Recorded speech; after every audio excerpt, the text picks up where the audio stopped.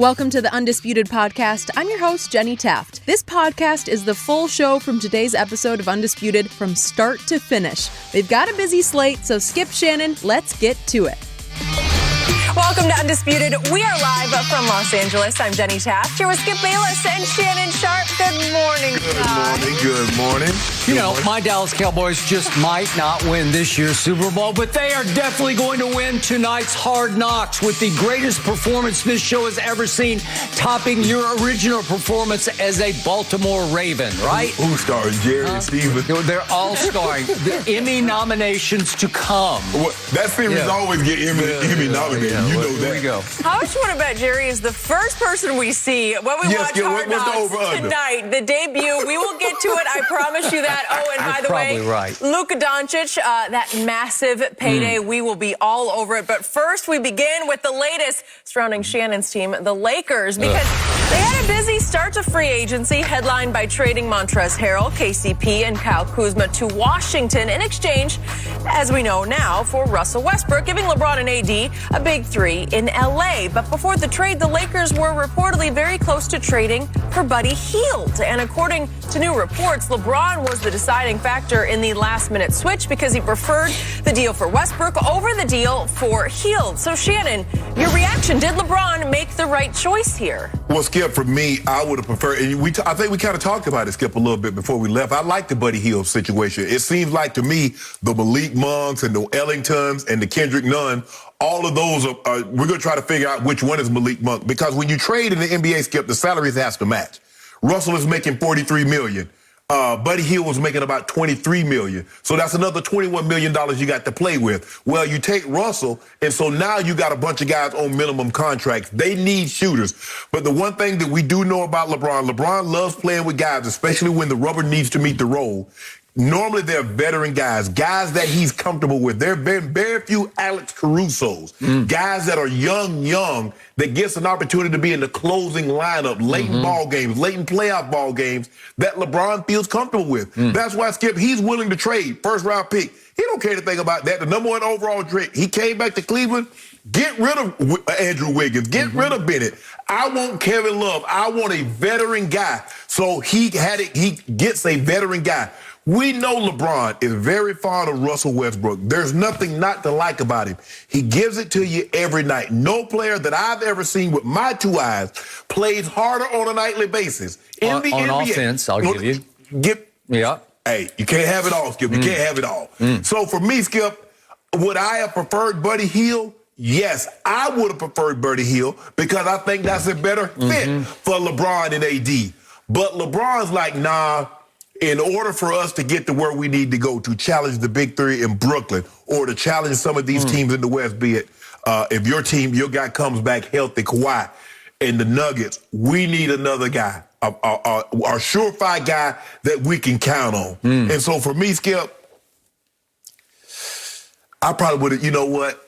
I would have bit the bullet and went with Buddy Hield. Really? I would have taken Buddy. Yes, I would have. I want to stop the presses and call a quick timeout here because my man Shannon Sharpe, or as I call him, Le Shannon Sharpe, just criticized, if not condemned, his man LeBron James for making the wrong GM move and choosing the wrong player. And this is not just a player. This is the key player. He chose Russell Westbrook over Buddy Hield, and Shannon Sharpe just said, I would have gone the other way, which indicates to me that you were saying LeBron was wrong. No, see, I did not. I did not condemn LeBron. At the end of the day, LeBron James is going to have to be the one that's playing alongside the guy. So LeBron felt more comfortable playing alongside Russ, although the majority of the time that they played together, maybe it's a pickup game, but it was an all-star game, Skip. But for me, I think Buddy Hield a shooter that can space the floor. But LeBron was like, hold on, you just remember in 2020 we won the championship and we didn't have any spaces. We didn't have guys that was knocked down, drop-dead three-point shooters. The Milwaukee Bucks just won the championship and they shot terrible from the three-point line. So maybe we're putting a little bit too much emphasis on spacing and three-point shooting. He says, hey, give me a guy that I know on a given night can go get me 25, 30, and he's going to play. Russell Westbrook, Skip, on a night in Cleveland, After we coming off a back-to-back, Russell will win that game because he's going to push the tempo all by himself. He said, either you're coming or you're not. I'm not going to condemn LeBron, but I get what LeBron, me personally, Skip, after watching it and see how AD plays, see how LeBron plays, I think Buddy Hield's a better fit. But LeBron says, I want a guy that's been a former MVP, that's been an all-NBA player. I want him to ride along with AD and I. So I'm not condemning LeBron. Would I have chosen Buddy Hield? I would have chosen Buddy Hield. Okay, so you just said that LeBron decided he was more comfortable, those were your words, more comfortable playing alongside Russell Westbrook. When Kevin Durant said he never got comfortable with playing alongside Russell Westbrook and said, I'm out. And James Harden said, I am not comfortable after 1 year playing alongside Russell Westbrook, and I am out. And Paul George had the option to leave playing alongside Russell Westbrook and jumped at the escape hatch provided him by Kawhi Leonard, who had the option of bringing in Russell Westbrook or Paul George and chose Paul George over Russell Westbrook. All those players said no, no, no, no, no to the player that LeBron said yes to. And yet, I 1,000% agree with your basketball analysis of this because it's not even close. It is a no-brainer, as in, LeBron, you have no brains if you're going to choose Russell Westbrook, a disaster waiting to happen, the all-time ball hog, a guy who 4 times has led this league in usage rate and 4 other times was second in usage rate because he wants the basketball in his hands. You are choosing him to be your primary decision maker at point guard when clearly you were, LeBron, born to play the position of point guard. He is obviously more magic than Michael. Can we agree on that? I mean, everybody agrees with that, right? So in the end, LeBron, I always say, you say, I hate LeBron. I don't hate LeBron. I call him almost every day on this show the best passer in basketball. He is still the best passer in basketball. Well, obviously, Kevin Durant is now by far the best player in basketball, the best player on the planet. We will discuss that later. And once again, yet another ranking says Kevin Durant is the best player in basketball. I'm sorry, but you are once again wrong on that. But the point is, LeBron is still the best passer in basketball. He was born to play the position of point guard, and now you are saying he's willing to play off the ball as he pursues the all-time scoring record held by Kareem Abdul-Jabbar, because that's more of his primary goal, it feels like to me right now, than actually winning a 5th championship. Stop saying that, Skip. If you really want to win a 5th championship, you go basketball analytics and you say, I belong at point guard. I'm the primary decision maker. I'm the orchestrator. I'm the distributor. I make it all happen. It all initiates from me. I'll control the offense because I've got Anthony Davis and they vibe off each other great. They're a very good fit together, and it's going to get gummed up by Russell Westbrook because he just doesn't fit. He's the odd man out of that triangle offense. And yet Buddy Hield would be the odd man in because, to your point, he's not just a good three-point shooter. He's a borderline. He's becoming a great, maybe even an all-time great three-point shooter because look what he did last year. He shot 39%, but look what he did. He took the second most threes to Steph Curry, and he made the second most in the NBA to Steph Curry. I'm not saying he's Steph Curry, but he's at least in the league of Steph Curry right now as a three-point shooter. Well, Skip, if you look at LeBron when he was in Miami, he was surrounded by three-point shooters. He had Shane Battier, he had Ray Allen, he had Mike Miller. He had guys that could make threes. He had Kyle Korver. Now, I'm not saying Buddy Hield can shoot the ball at the clip that Ray Allen and Kyle Korver. I'm not saying that, but Kyle Korver, I think he's in the ballpark. But the thing is, Buddy can also put the ball. Buddy will shoot the mid-range. He'll also put the ball on the floor and get to the hole. He can. So he's just not a stand in the corner or stand at the top and shoot the three ball. He averaged 17 a game for Sacramento last year, and he had a career high 2 years back of 21. So that's what he is. He's in that 20-ish range, and he's a deadly three-point shooter. And I've seen him make a lot of big threes. I know Sacramento isn't in position to take and make a lot of big threes, but he will do that. He would be the perfect fit for LeBron James. Is this a situation, Skip? A guy is really good at shooting threes on a really bad team. We've seen guys play exceptionally well on bad teams, and we think, okay, man, imagine this guy on a good team and what it would be. Look at Aaron Gordon. Look at Aaron Gordon in Orlando, and look at Aaron Gordon in Denver. So LeBron's like, hold on. It doesn't matter where Russ is, be it OKC, be it Houston, be it DC. Russ going to give me 25, 10. Now, they don't need that. They don't need the triple-double Russ. But LeBron realizes that he's capable of giving us that on a given night. If one of us is out, if Russ is in, and there's no LeBron and just AD, LeBron's like, okay, we can keep this thing going. If there's no AD and there's Russ and Bron, we can keep it rolling. And I think Bron at the end of the day said, well, if one of the big three are out, with Buddy Hield, is that going to be enough? So... Okay, so what do I see that LeBron James, as the de facto GM of this team, you can't tell me he didn't initiate most of these moves, if not at least co-sign with Rob Pelinka on all these moves. I'm going to give LeBron credit because I told you yesterday, I really like all the moves except for the Russell Westbrook, which unfortunately disqualifies all the nice moves that you make. It undercuts them. It cancels them out because he's your point guard. Well, Skip, this is the problem that I have with you. You try to make it seem like everything that happens on the team is unique to LeBron. You don't think Sean Marks called Kevin Durant and says, what do you think about Patty Mills? That's fine. But so how you criticize? What about I'm not criticizing. I'm giving him credit. I'm saying he's earned the right to run the team. How many times have I told you he has the highest IQ in basketball? I hate LeBron, but he has the highest IQ in basketball. He's the best passer in basketball. Well, how many times have I said nobody can freight train to the basket? Nobody can drive the basketball greater than LeBron James has because he is LeBron James, as in BRAWN. You know and I know his upper body physique is invincible. When he gets to the rim, nobody can keep him from the foul line. Now my problems start with him because he's often running from the foul line. He doesn't drive the ball late in games because he doesn't want to have to stand there by himself and make 15-foot shots that count 1 point. I know a guy that just won Finals MVP and shot less than 60% from the foul line. Okay, that disqualifies him. That's why I told you, Kevin Durant, I'll take him any day or night over Giannis. Any day or night. Giannis isn't even the closer for his own team. Been a long time since I saw him. Kevin Durant's one of the great closers in the history of this game. Yeah. Thank you very much. Case closed. Thank you for that. I saw him got closed out game 7 by so that guy. what did we see LeBron just do as the de facto GM? He went box office. He went Hollywood. What have I told you before? He's chasing Michael B. Jordan. What did he just assemble? He assembled the most interesting team times 10 in pro basketball, and that includes the Nets.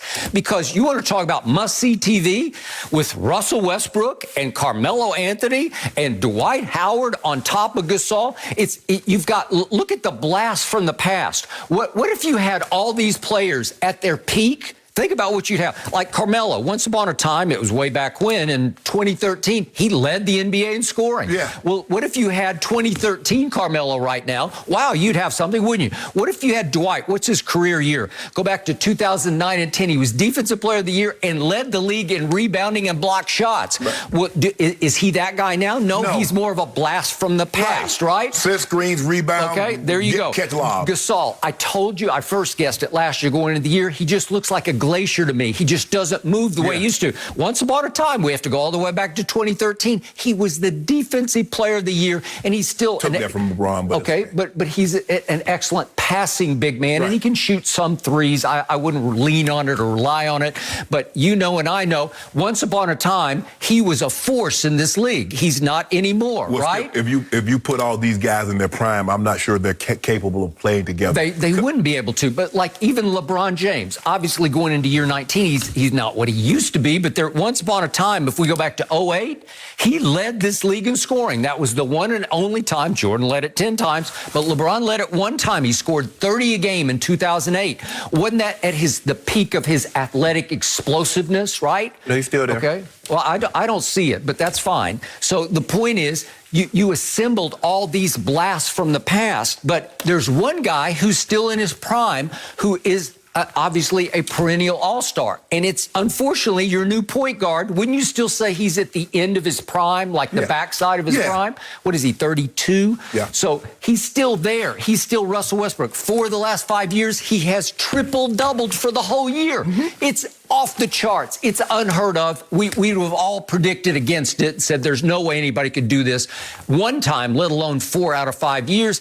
And he has done it, and that's who he believes he is. That he is a triple-double waiting to happen? Well, I mean, look, everybody says, and I know this, Skip, everybody always says the right thing, that the most important thing is winning until the most important thing is not winning is stats. But I do believe Russell Westbrook is going to will be willing to sacrifice some of the shots.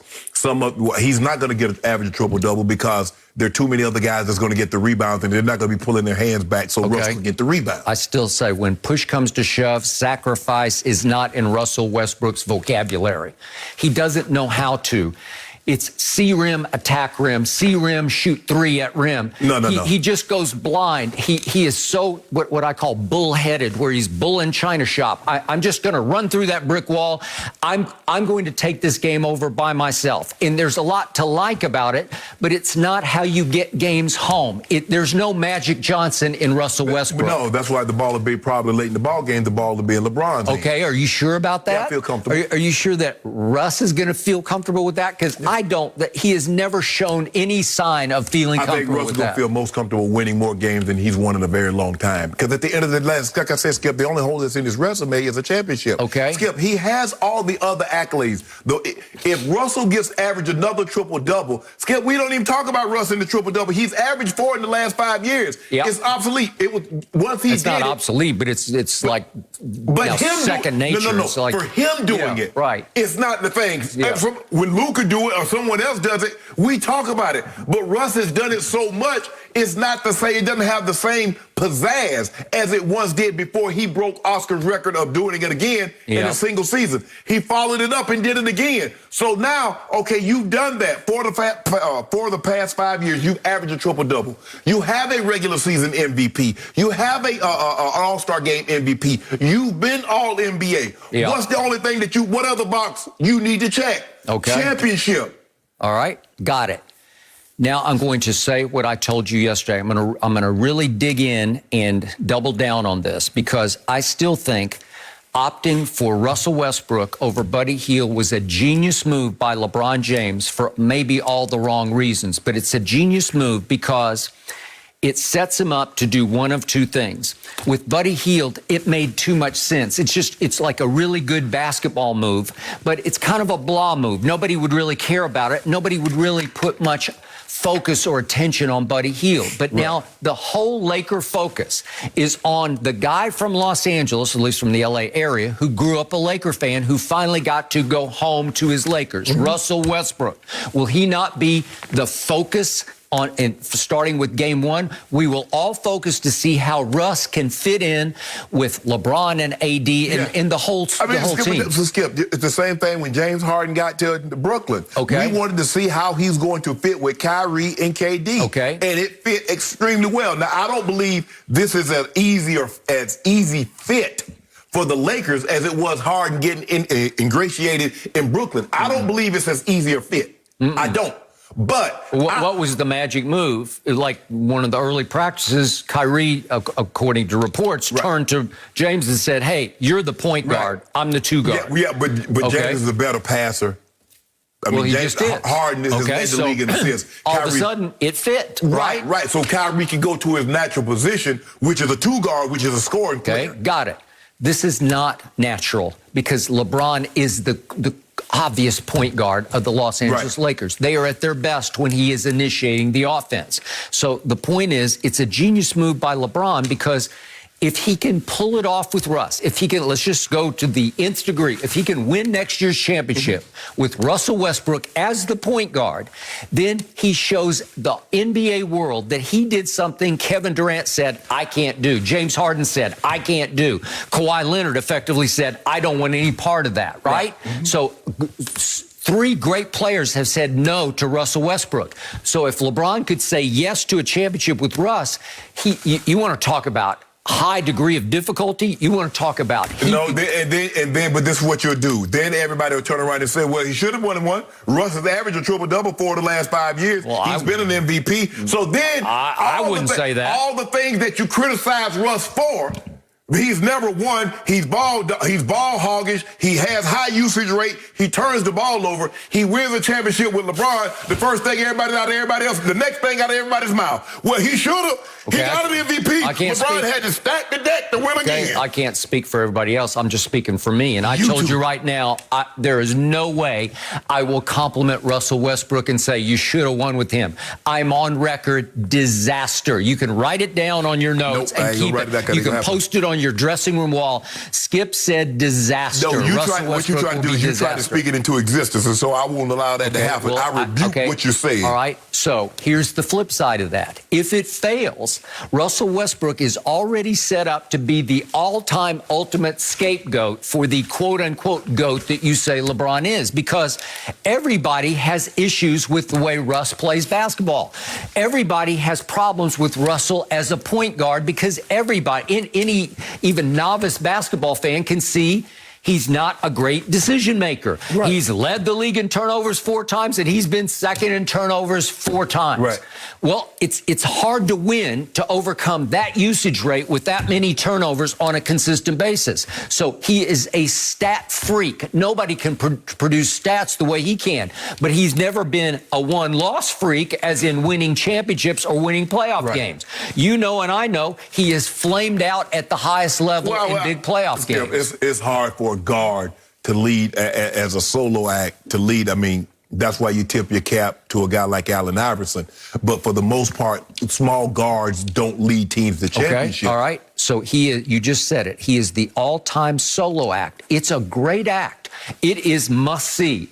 I've told you, I just hang on every Russell Westbrook game. I was watching the Wizards like crazy last year because I want to see if he can pull it off. And he often does pull it off in regular season games because, to your point, he will never cheat you on effort on the offensive end. Sometimes on defense, he'll rest a little bit. He can be a little disruptive on defense, but nobody plays harder on offense by the dribble than this guy does. So it's fun to watch because it's fun to watch the stats get padded up. You watch him, he'll have a triple-double most nights after 3 quarters, and you say, how did he do that? Because have you ever seen a better rebounding 6'3" guard than this guy? Guess what we have after a lot of 3 quarters this year? A lot of dubs. Already in the bag after 3 quarters. In the bag. And guess what? You might just fall right into that bag in the first round of the playoffs because I say disaster. I say when you least expect it, Russell say, I got this, LeBron. I'm taking over. I know who won't beat us. Really? I know who won't beat us. Oh, you mean the team that you already admitted to me on the air before we went on vacation that if Kawhi had stayed healthy, that the Clippers would have won the West. That's what you told me. Yeah. You readily admitted that. Okay. Did they stay healthy? Okay, they did not. Okay, but were they on track to win the West? Yes, they were. Sometimes Skip, sometimes you can be on the right track, but head in the wrong direction and something bad happens. Really? Well, something bad is about to happen to your Lakers. Okay, we'll see. They're Hollywood. They are box office. Skip, do you realize we had the best, the highest revenue of merchandise sale? Do you know the Lakers? Thank you. You're making my case. Skip, they didn't need Russ to sell tickets. They do. No, they don't. They're the Lakers. They'll triple that. Skip. Hold on. That's like saying the Cowboys need to have an elephant out front to take tickets. They're the Cowboys. They're going to sell regardless. They're the Lakers. They're a cornerstone franchise. They got LeBron James. They got Anthony Davis. They didn't need any Russ to sell tickets. They got Russ because they believe. LeBron and AD believes Russ is a piece that can help them get to where they need to be, and that's winning another championship. It's not about selling no tickets. Yes, it is. They're the Lakers. Hollywood is box office. Hollywood, yeah. Congratulations, they do want LeBron. that championship. No mercy. Mavs fans everywhere can breathe a sigh of relief because Luka Doncic, a.k.a. Baby Bird, has agreed to a 5-year, $207 million extension. Days after leading Slovenia to an inspired run in the Tokyo Olympics, Doncic is now receiving the largest supermax rookie extension in NBA history. So, Shannon, I know you love him. Will he be worth it? He's already worth it, Skip. I mean, he's already fulfilled the criteria to get the Supermax. He doesn't need to do anything else. He's a 2-time first-team All-NBA player. He's been to back-to-back All-Star games. He's the de facto leader. And, Skip, I think before it's all said, in the next probably 2 to 3 years, he'll win an MVP. And eventually he's going to be the face of the league, Skip. There isn't anything this young man can't do. He can go get you 30. He can get you 10 rebounds. He can get you 10 assists in his career. Skip, you do realize he just came off of averaging 36, 10, and 8 against 2 of the greatest wing defenders that we've ever seen. Kawhi Leonard, Paul George, and if you throw in Pat Bev, he just put 36, 10, and 8 on him for his NBA career. And I know it's short, 13 games, 33, 9, 9.5. That's what he's done. Nobody else can say that he put up these numbers, Skip. In the last 50 years, only Luka Doncic and KD have been named first team, two-time first team All-NBA selections before turning 23. Yeah. That's what he did, Skip. When they have these polls, and you say you like polls, every GM that says, okay, you got to start a team with somebody 25 and under, he's never not been the number one pick. He's always number one over Book, over Jason Tatum, over Jaylen Brown, over Zion Williamson, over everybody. He's number one. So for me, $207 million, that's all he got because that's all they could give him. Because they gave him the supermax. But if they could have gave him $300, that's what he would have got. Skip, he's special. He's lived up. I believe they're one piece away. Now, I like the re-signing of Tim Hardaway Jr., Skip. He just needs to be a little bit more consistent in the big moments. They thought they had a big to pair with him when they traded for when they got Kristaps Porzingis. Porzingis was there, if I'm not mistaken, before he got there. But they felt they had a piece. But for whatever reason, Porzingis stays hurt, and now he's moping because, you know, Luka's getting a little bit more shine than he is, and for whatever reason, it's not working well, Skip. But only Luka and Oscar can say, you know what, in our first 3 years, we averaged 25, 7, and 7. That's what he's done in his first 3 years. So for me, Skip, this was a no-brainer. And you see how I know it was a no-brainer? Because Mark Cuban fueled up the jet. He took Jason Kidd. I think he took Nowitzki, took the new GM, and they went to this man in Slovenia. To make sure they get this John Hancock on this contract. So it was a no-brainer. And the only reason he got 207 because that was all he could get. But his next contract, probably going to be $300 million.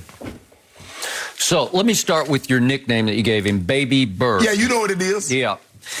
I don't know if you actually remember Larry Bird. You claim that he was your favorite player, but I don't buy it because if he were your favorite player, you would honor him by not even bringing this kid into the same conversation. Yeah, because Baby Bird is maybe Bird. He's maybe Bird at best because he can't shoot a lick, and I will prove it with stats. Okay. He can't shoot from three, and he can't shoot from the free throw line.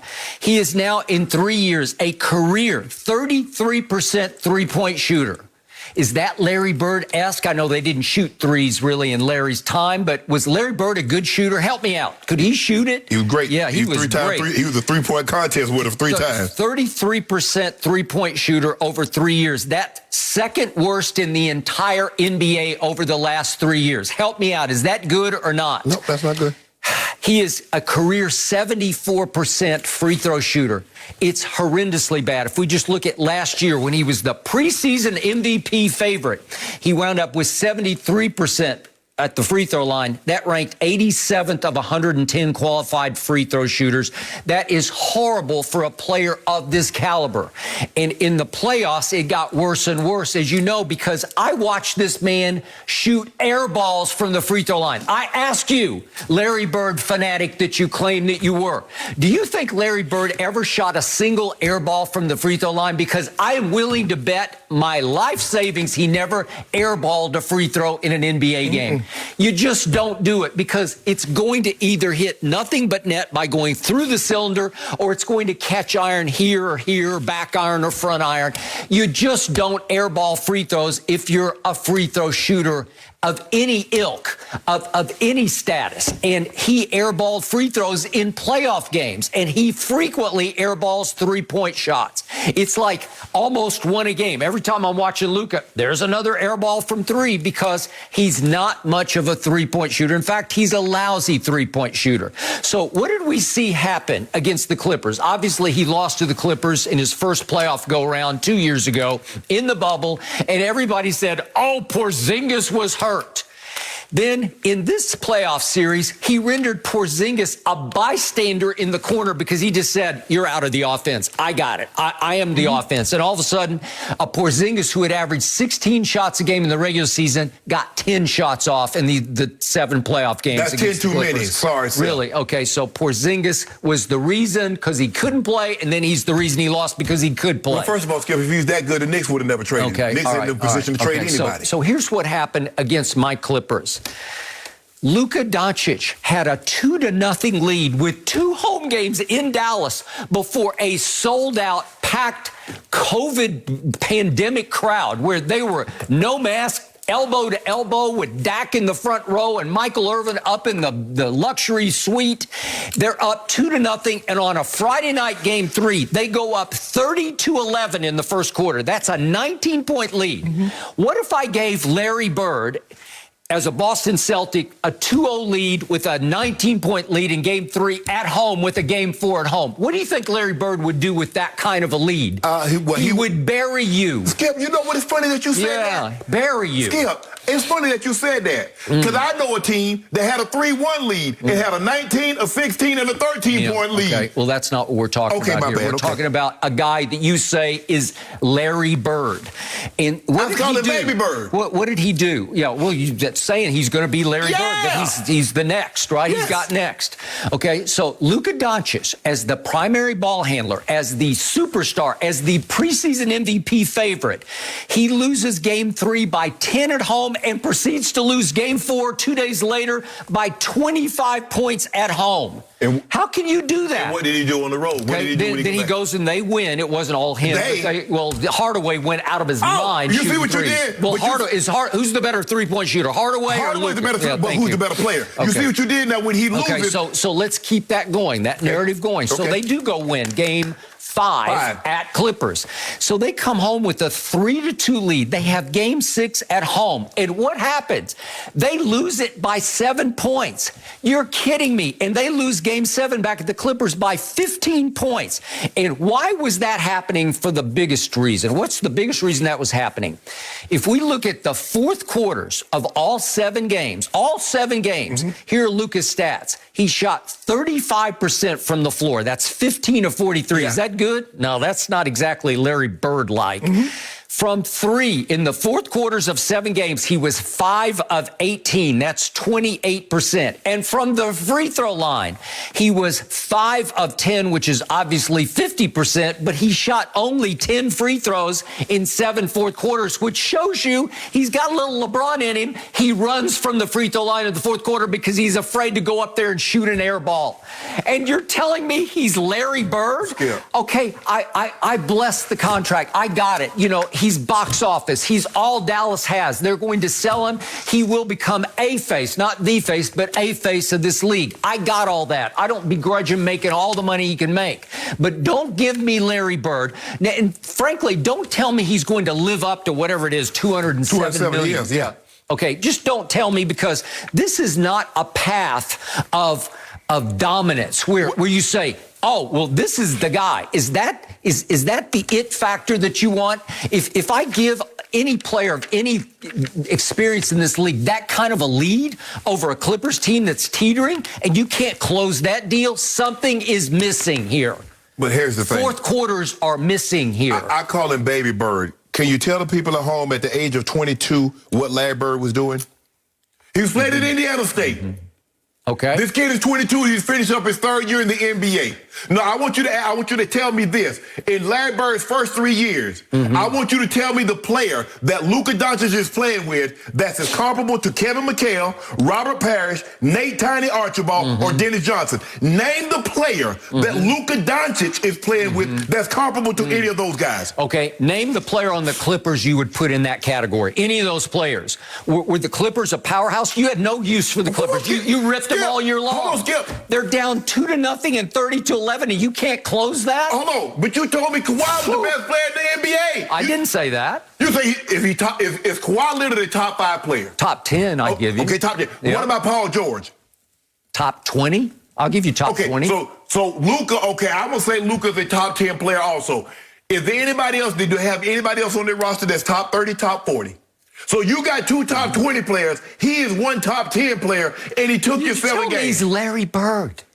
Really? Skip, do you realize the intangibles of Larry Bird, the winner's intangibles? Yes. I don't see it in this kid. Skip, but he's been playing pro basketball since he's 13 years old. Skip, seriously. I'm not. Don't give me 22 years of age. He's been a pro for at least 10 years. What about those 8-point final games that Larry Bird had? Yeah. Okay. He did that, right? Well, you do realize his first how about the finals? He beat Showtime's Lakers. Yeah, how about those? But in his first NBA Finals, he was not Finals MVP. Cornbread Maxwell. I dare people to go back and look at those stats and see some of those games that Larry Bird had. Why did they win the Finals that year? What was the biggest reason? Larry Joe Bird. That was the biggest reason. Against the Rockets his first year? Yes. Why did they get there and win? It was him. He was the difference. He's the facilitator. He's one of the greatest passers in the history of the league. He's a 24, 10, and 6 guy for a career. The numbers that Julius Randle had 24, 10, and 6. Larry Bird averaged that for his 12, I think he played 12 years. His 12-year NBA career. Skip, I'm not saying Larry Bird is not great. That's my favorite player. But I'm saying you nitpicking this guy. Nitpicking? 33%'s not a nitpick. Let me ask you a question. That's 7 fourth quarters. That's not a nitpick. 7. What did he shoot in the playoffs from the three-point line? For the whole, I don't know. 41%. Is that good? In the 7 games? Yes, against your team. He didn't shoot 41%. Go look it up. Okay, well, look at the fourth quarter, 5 of 18, 28%. Does that mean he made every shot that he took? I guarantee you, if I go back, I can look and say, well, Kevin Durant didn't play well in the second quarter, or Joel Embiid didn't play well in the third quarter, or this guy didn't play well in the first quarter. I can nitpick, but at the end of the day, the cumulative effect, the guy is 28, 8, and 7. That's what he averaged last year. Last year, he was like 29, 9, and 9. That's what he averaged last year. Okay, I keep asking you, why do you have a 2-0 lead with 2 games at home and then a 30-11 lead in game 3 at home? How can you blow that? Kevin Durant did it. How can you go home with a 3-2 lead and have a game 6 at home and not close it out? Skip, Kevin Durant just blew a 2-0 lead. Okay, he lost his 2 co-stars. Lost both but of that's them. Kevin Durant. He's the best player on the planet. It doesn't matter who he lost. Well, he's playing against the team that is about to win the Kevin NBA championship. Kevin Durant lost a 3-1 lead. Kawhi Leonard lost a 3-1 lead. You're asking a 21-year-old or a 22-year-old, you got to be able to hold a fort down. On a 2-0? Come on, Skip. You're telling me he's Larry Bird. Skip. You're telling me he's got next. I don't see it. He's the closest thing to him. Yeah, okay. Better shooter, Kevin Durant or Luka?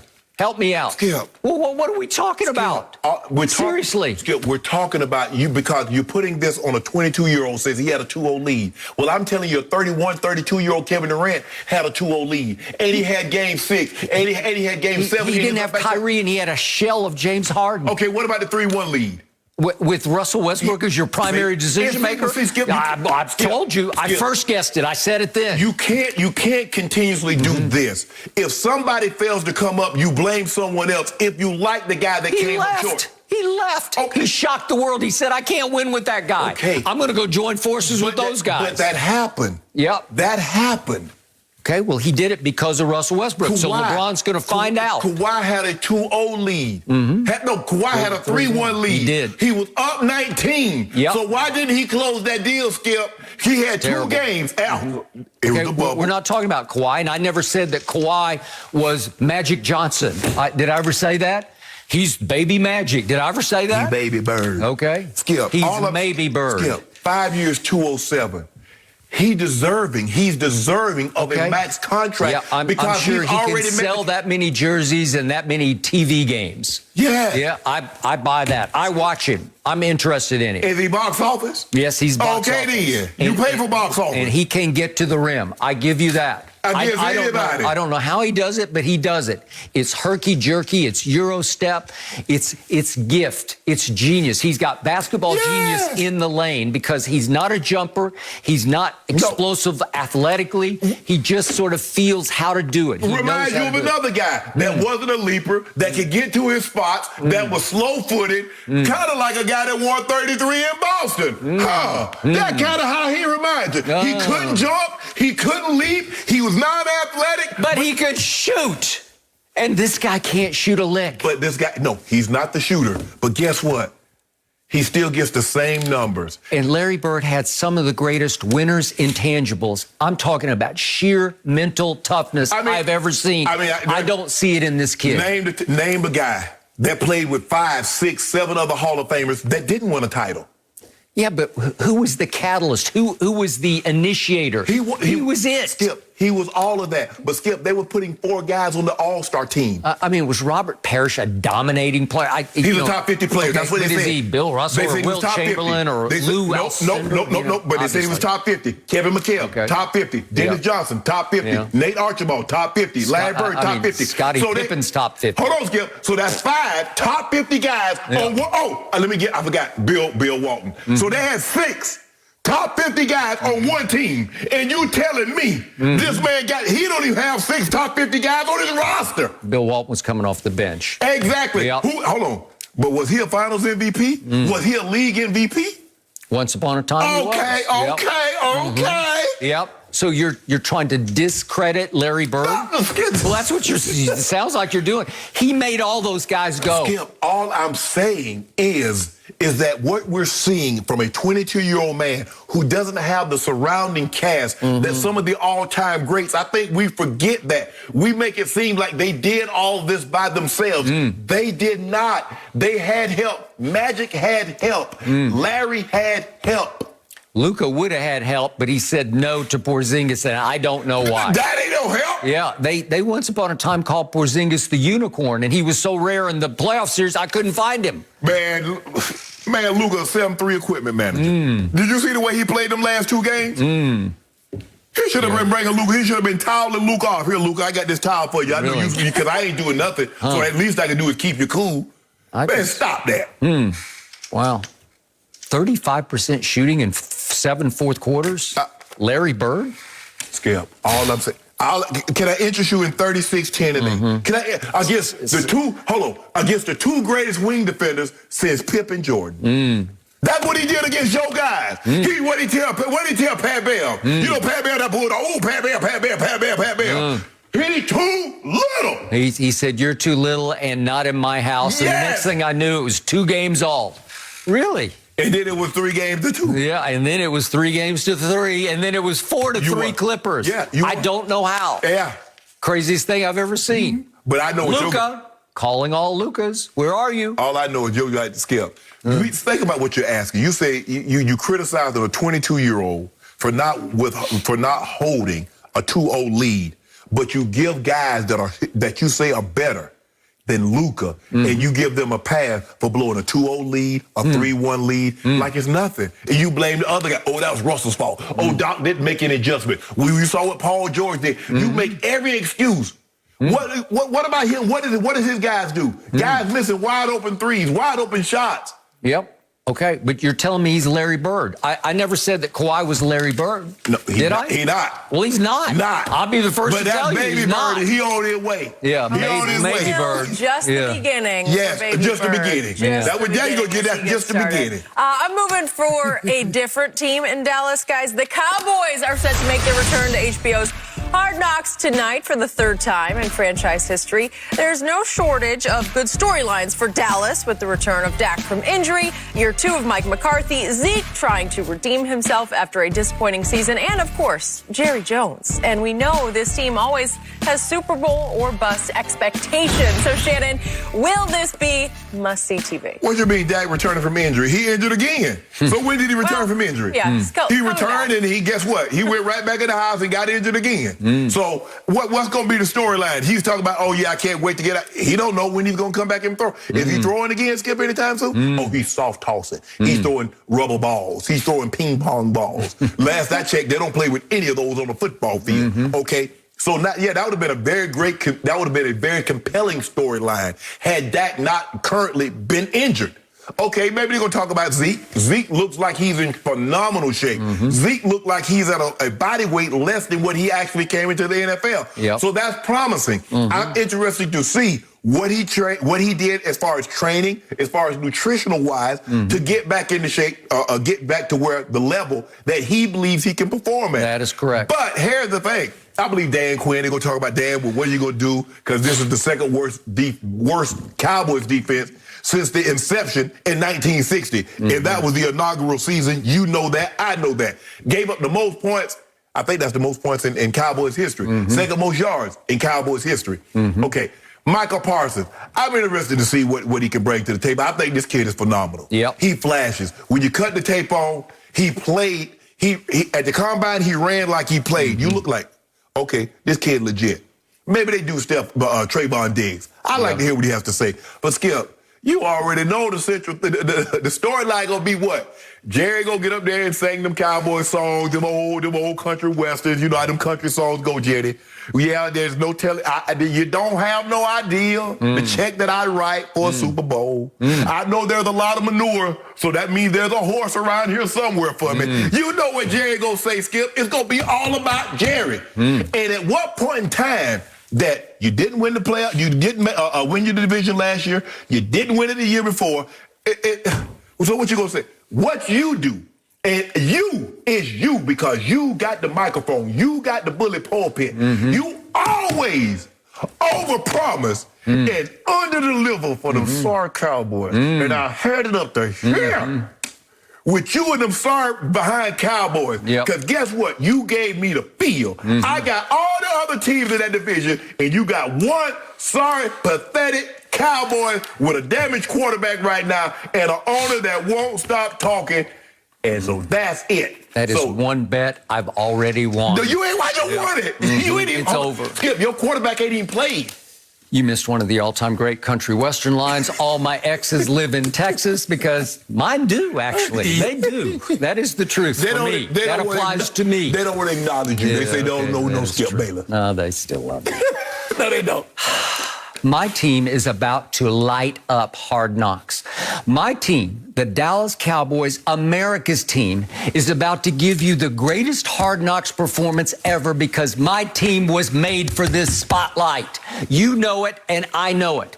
They are about to own Hard Knocks because they're made for Hard Knocks. This is Hollywood, Texas, and I love the off-the-field makeup of this team as in the interview room makeup of this team because my draft class led the NFL in outrageous quotes. They already did. So I got that going for me already. I think Jerry's going to be an afterthought in Hard Knocks. I think Jerry's going to be in the background. Whatever. He's going to be a backup singer. Okay. He will. He's going to be a backup singer. Just watch what happens. Because look what your man Micah Parsons, I'm giving you credit for this because you said he's the best defensive player in the draft. Obviously, I wanted them to go a little different direction with a certain cornerback who wound up with your Denver Broncos, and I stand by that. Good too. But let me tell you, Micah Parsons the other night in the Hall of Fame game, I know it was just the first of 4, and he played 2 series, and he lit it up. Every time I looked up, number 11 was in the middle of another play. There was an early fumble, and he just happened to be at the right place at the right time and fell on it. And then there's a downfield tackle, then there's a sweep tackle, and I'm looking up, and he is wreaking havoc in 2 series. When you flash like that in your first ever NFL preseason game, I'm good. I see you coming. I see what you can do because he's one of those all over the field. See ball, go hit ball, get your hands on ball, disrupt. Okay, so Micah Parsons is a big, bad talker, in a good way. And watch, he will light up the Hard Knocks microphones. Then I got my man, my second-round pick, Kelvin Joseph, who did start the other night at cornerback, and he has a lengthy rap career already. I wasn't aware of it, but he has a lengthy rap career as Boss Man Fat. You don't think he's going to do a little rapping on Hard Knocks? You don't think he might take over Hard Knocks as the breakout star of Hard Knocks? I want to know how the Cowboys keep finding all the rappers. Remember y'all had Cole Beasley? We did. And now y'all got Boss Man Fat? We had Cole Beasley. we had Eminem, right? How about Nashawn Wright out of Oregon State? He's a third-round pick, number 99. The one that's better than Richard Sherman? Yeah, he says, here's the quote. I'm going to read this is the quote right after the draft from Nashawn Wright. I kind of look at myself as kind of like a more athletic and agile Richard Sherman. Yeah, that scheme just fits perfect for me. Because it's the Dan Quinn, Richard Sherman Seattle scheme, that came out of the mouth of Nashawn Wright. I love it, and you're going to get more of it on Hard Knocks. Now let's go to the veterans. A second-year man I raved about on draft night 2 years ago is CeeDee Lamb. He is emerging as the #1 receiver. Obviously, Amari is hurt again. He's always hurt with something, and he's out of sight, out of mind. But did you see the story this morning? They are now switching CeeDee out of the slot and splitting him out wide and bringing Gallup into the slot. Why is that? Because they got to get him out wide where he can be what he is, a wide receiver. Let them #1 corners put hands on him. Well, we'll see about that because because they're going to have to cover him with more open space than in the slot where you can bracket people, right? I can't wait to Tampa get their hands on him. CeeDee Lamb has not had enough exposure yet. He's about to get it. How about the Zeke story? We got a new improved Zeke. Yes. We got a slimmer, sleeker Zeke. We got a new diet. We got a new cook for him. We got a new physique for him. You see how you talking? Bounce back year. You see how you talking? Yeah. And then guess what? 3-4 weeks into the season, you like, he ain't back in the Cowboys fan. Okay. He ain't got no burst. But this is 4 weeks of preseason Hard Knocks. We got 4 weeks of Zeke, and he will light it up. And how about Dak Prescott? I get frustrated with Dak because he is as agile at escaping questions as he is at escaping pass rushers. He never answers anybody's question. He ducks and he dodges. Yeah. I think he will open up and, so to speak, let his hair down for Hard Knocks. You don't think so? What are you going to open up and talk about? Well, maybe about making $75 million this year. He ain't talking about that. He's about not earning that taking money. Jerry to the cleaners and then to the bank in negotiations. I tried to tell you that, but you didn't want to hear. Well, he did. He pulled that off. And I think he will light this up because he will talk about how he pulled that off. And how about a new defense with Dan Quinn as the coordinator? Yes. You're going to feel energy. You're going to feel momentum because I think this team is going to bounce back and at least win the least. At least win the least. And I think they know it, and I think this is going to be their launching pad. The rocket will launch off this pad. They are made, this is Hollywood, Texas. This is what they were made to do. First of all, I want you to stop saying this is Hollywood, Texas, because you don't have anybody that's ready for the big screen, okay? Nobody is ready for the big screen. Your quarterback is not Patrick Mahomes or Tom Brady or Aaron Rodgers, okay? So let's just stop this. Your coach is not Bill Belichick, okay? So let's stop that. This year, my quarterback is going to make $75 million. The second quarterback on the pay list is Tom Brady at $27.5. Okay. My quarterback is going to make almost $50 million more this year than the second quarterback on the list. Okay. Yep. That don't mean he's a better quarterback. So you saying he's a better quarterback because he's making more than Tom? No, but that qualifies him as box office. Yep. So that qualifies him as box office. Yep. I got to tell you, my first Cowboy team I covered was 1979, the team that went on to lose to Pittsburgh in the Super Bowl. Yes, remember that? 35-31, Super Bowl 13. And I thought it was the most glorious team I'd ever covered because Jackie Smith dropped that touchdown. He dropped a touchdown pass from Roger Staubach. But it was like mini theaters. Every day you walked in the locker room at lunchtime, and you know how this goes because you were a mini theater under yourself. But, you know, that was in the age when they were just now breaking up the solo theater into 15 little movie theaters. So I could go in at lunchtime and it would be Roger and Drew and Too Tall and Harvey Martin and Randy White and Charlie Waters and Cliff Harris. And I could just go down the list, Tony Hill and obviously Tony Dorsett. It was star power. And then that team got eclipsed in star power by the 1992 Cowboys of obviously Troy, Emmett, Michael, and Charles Haley. And I can just keep on keeping on. They had... Look, I understand the Cowboys, but the personalities that 90s team had, you've never had an offensive lineman that had more personality than Nate Newton. You have not. I buy that. Case closed. Nate was off the chain. Yep. My second book on the Cowboys, Nate just took my book over. Nate, and then you had Mike. Skip, you know what Mike is. Do I? Now, Troy wasn't much of a talker. Troy was a doer. Troy, like, get the job done. Y'all do all that other stuff. Although I got to say, after the game, Troy, just on analysis of the game, just like open-hearted analysis, he was tremendous. He might have been as good as it wasn't what you'd call, like, entertaining, but it was like electrifying objectivity. He knows exactly why they lost it's why he became what he became, one of the greatest analysts in the history of pro football. And the person that Skip, you got Dion, you got Haley, you got all these guys. When you say characters, you had them then. Oh, you got it. And then Jimmy, Jimmy let him be Jimmy. But when it came time to work, you had to get that work in. Yep. And then how about Randy Gregory? I read a story the other day in The Athletic by Dan Pompei that was just sensational. He is a star waiting to happen, but he's been through rehab, as you know, again and again. And now one day at a time. Just take one day at a time. And the most glaring sort of note in the piece was that he's now addicted to nicotine because in rehab, they give you a pack of cigarettes so you'll stop smoking your weed, right? And so now he smokes still a pack of cigarettes a day down from a pack and a half because he got addicted to nicotine. He still chews a little bit when he plays. Well, I hope he get that pack. Okay, but he's fascinating. He's a quote machine, and I think he will take over. But you know, when you first started covering, everybody smoked. They did. Everybody smoked. When I first got to the league, guys would be outside the locker room at halftime smoking cigarettes, sitting on their helmets. So guys have kind of cleaned it up. But you know what? That's the least of his problem. If he gonna smoke cigarettes, look here. If he gonna go get the quarterback, I wish he would stop, because obviously we know what smoking does to your health. Yep. I wish he would stop. But if he gonna go get 10, 15 sacks, Jerry said the hell with it. Keep smoking. Keep smoking. I agree. Oh, I cannot My wait team is to going to be watch. smoking on. Oh, we'll see. I will watch this. Yeah, you're tonight. going to watch because it is, you can't miss. I wouldn't go all that far. Yeah. Like I said, Jerry's going to be the first shot. It's going to open up with this beautiful shot, and Jerry will say, welcome. Welcome to my Jerry world. P. did. He all up in the video. No. He all in cameo, and he all up in everybody's video. We got to start with talk time. Boss Man Fat. We'll be all over it tomorrow, I promise you that. No mercy.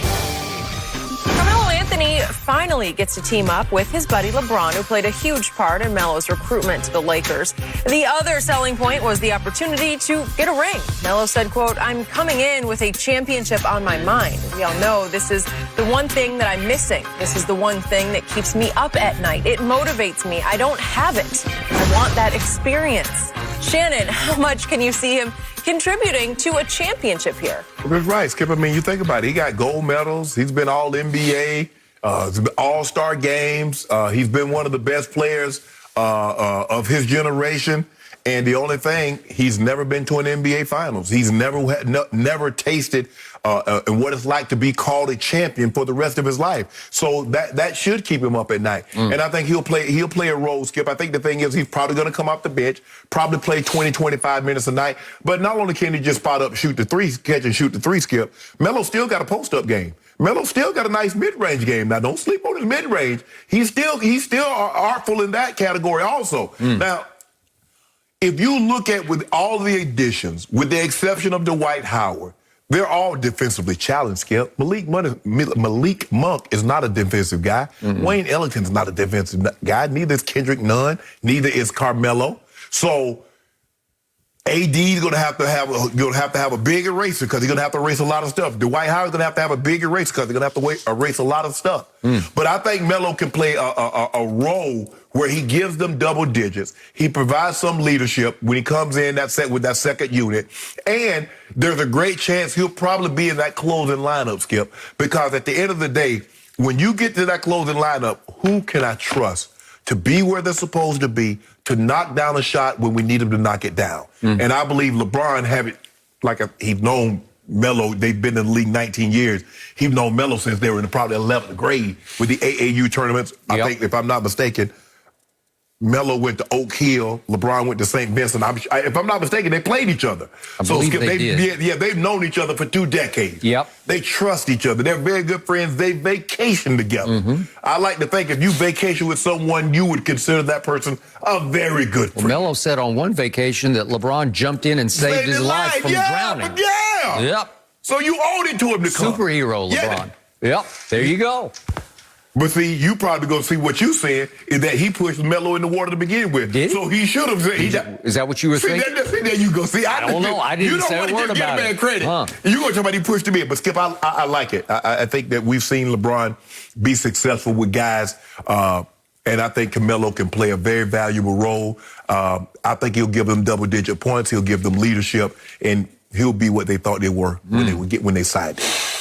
Okay, so I watched much of Carmelo's interview session yesterday via Zoom, and I liked all of it, but it was a little hard for me to watch only because of this.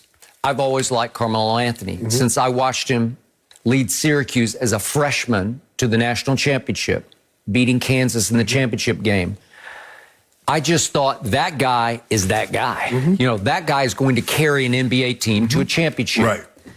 And the opposite happened, as you suggest. He's now, Carmelo's 28 and 55 in playoff games. That is the worst playoff record of anybody over, what's the cutoff of 80 games? Anybody who's played 80 or more games, that's the worst record of anybody, which it would be because it's so far under 500. Right. Okay, so he's been star-crossed, so to speak. As you remember, he was Denver Nugget to start with, and then wanted out, didn't like the direction the Nuggets were going, forced his trade, and they traded him to the Knicks for about 2/3 of the Knicks. Exactly. And it left nobody around Carmelo with the Knicks. Right. He did lead the league in scoring as a Knick. Right. And they had their moments, but no huge moments. Right. So all of a sudden 2014 comes and he becomes a free agent. And he takes some big trips to Chicago, and where else did he go? A couple of Houston he visited, but the main visit was to the Lakers. And they put on a show for 2.5 hours. They put on a show. They had the movie producer, Joel Silver, make a trailer, like a 5-minute trailer of his life and times, and Tobey Maguire narrated it. And it just blew him away. Right. But the money was still bigger, obviously, to stay home, stay with the Knicks. So he got an extra year and $50 million more, whatever it was, to stay with the Knicks. Right. But he entertained the idea of joining his other brother, Kobe, with the Lakers. I know it was a big controversy. Remember, Kobe did not attend the 2.5-hour session. People were saying, well, are you threatened by Carmelo? Don't you want him? Why didn't you help recruit him? Rest his soul. Kobe's like, the Lakers sell itself. They don't need me. Either you want this or you want it or you don't. I'm not going to come and try to beg you to play for the Lakers. Right, that is true. But remember, though, Carmelo was supposed to go with D-Wade and Bron to Miami. He was. That wasn't supposed to be CB. Nope. But he backed out, and then they reached out to CB, and CB says, okay, I'll do it. Yep.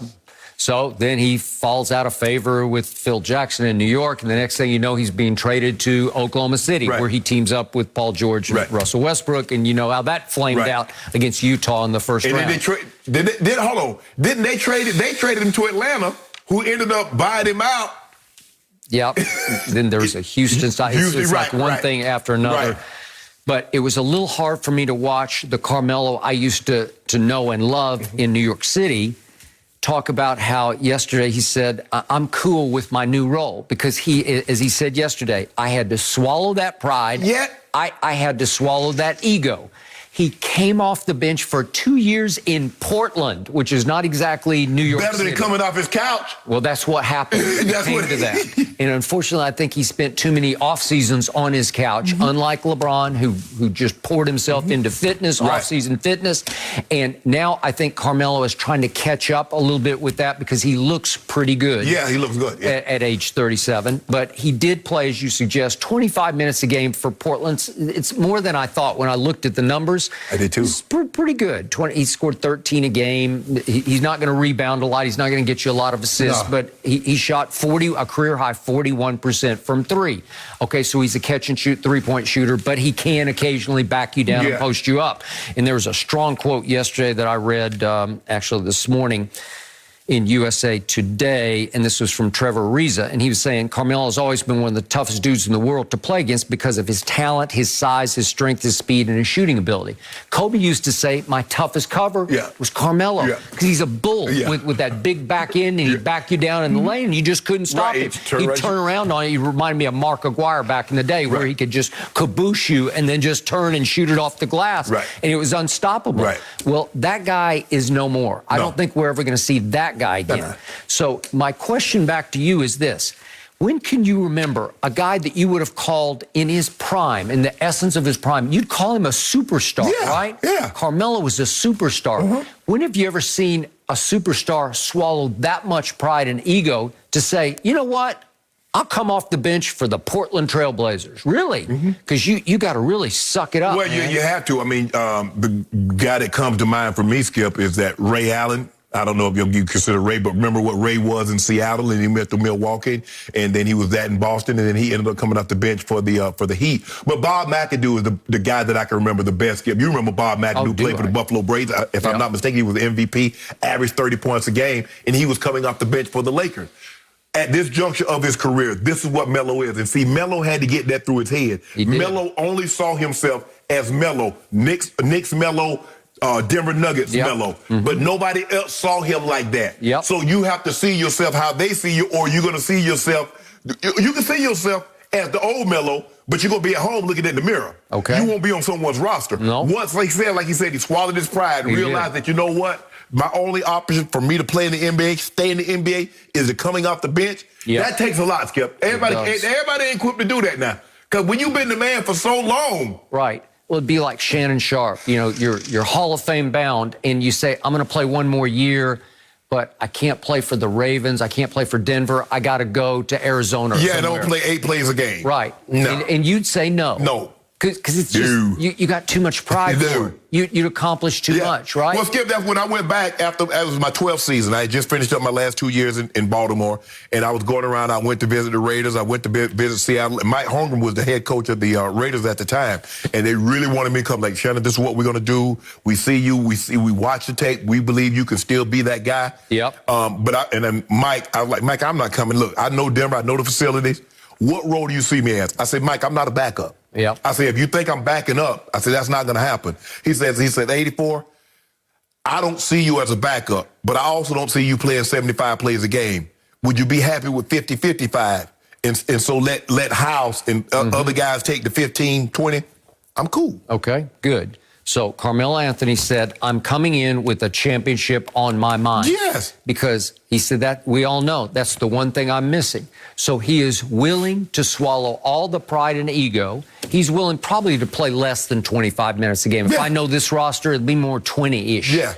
And if you give him an occasional closing role, which, as you said, and I could see that. LeBron would want him alongside to close because he might trust him. I think, Skip, when you're dealing with, it's kind of like the Nets. Skip, everybody had to swallow something in order for them to make this thing work. Kyrie can't say, man, I'm just going to dominate the ball. I want to show what everybody I can do. James Harden couldn't have the same mentality. James Harden dropped 36 a game in Houston, but that's not needed. Kevin Durant, I don't even know. Kevin Durant ain't have to sacrifice anything. Okay, but he don't need like 15 none of those shots. three had to be a backup. Right. Obviously. No, but I'm saying, but sometimes it requires you to be a backup, but every time when it comes to winning a championship, somebody has to sacrifice something. Yep.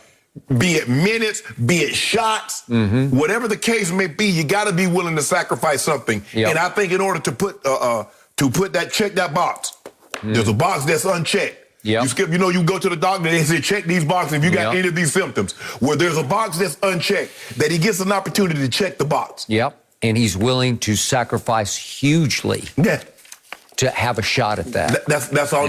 That's all he could ever hope for, Skip. At this juncture, Skip, look, he's not in year 10. He's not in year 12. He's in year 19, and it's very close to the. There not a lot of guys that be in year 19. That's a role player that gets these kinds of opportunities. No mercy. Well, Tom Brady has got to be fired up about the latest development in Tampa. Antonio Brown received some high praise from head coach Bruce Arians for how healthy and explosive he's looked at camp.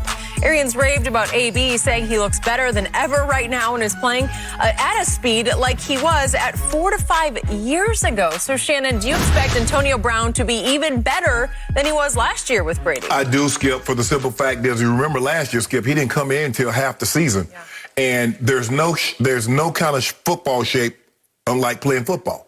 So he can do all the running he wants on the track. You can do all the drills you want to. But what gets you in shape is playing football. So it took him a while to get his legs up under it. Now, Skip, he's not going to be what what BA is saying 4 to 5 years ago. In 2015, AB averaged 12 targets a game. He's not going to get that. In a 6-year span, from 2013 to 2018, he averaged 170 targets a game. He's not going to get that many targets. But we saw last year in the 8 games that he did play, he was almost 6 catches a game. So I can see him healthy, him being very, very comparable to those numbers. You project that out over 17 games, Skip, and that's a very good season. So AB is explosive. Nobody has ever questioned AB's ability. That was never, ever the issue. Him getting to the field was never the issue. It was all the things that came along with him. It was the practice, it was the meeting, it was the behavior. If Big Ben wasn't throwing him 55 targets a game, that was the problem with AB. It was the behavior, not his ability, the behavior. BA made it abundantly clear. You step out of line, you're gone.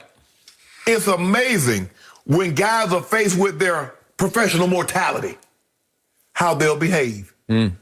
That's what it took. Because I hate that it took him $30 million to find this out, because that's what he lost in Oakland. $30 million that he never going to make up. But I'm glad he turned his life around and says, you know what? This game is bigger than me. Because there have been a lot better players, and guess what? The NFL will move on. Eventually, Tom Brady's going to retire. But guess what, Skip? They're still going to play football. They still play football after Jerry Rice retired, Emmitt Smith. So the NFL is a machine. It's going to continue to churn with or without you. I prefer AB be a part of it as long as he possibly can, but it took what transpired in Pittsburgh, what transpired at Oakland, what transpired in him being sitting on his couch before someone giving him a call for him to realize, you know what, this game bigger than me. Let me go on and make this money while I still can, behave myself, act like an adult, be a professional. There's a pro and there's a professional. Let me behave and act accordingly and get this money. And let me seize the opportunity to play with the GOAT. Yeah, and get a championship. That's what I'm saying.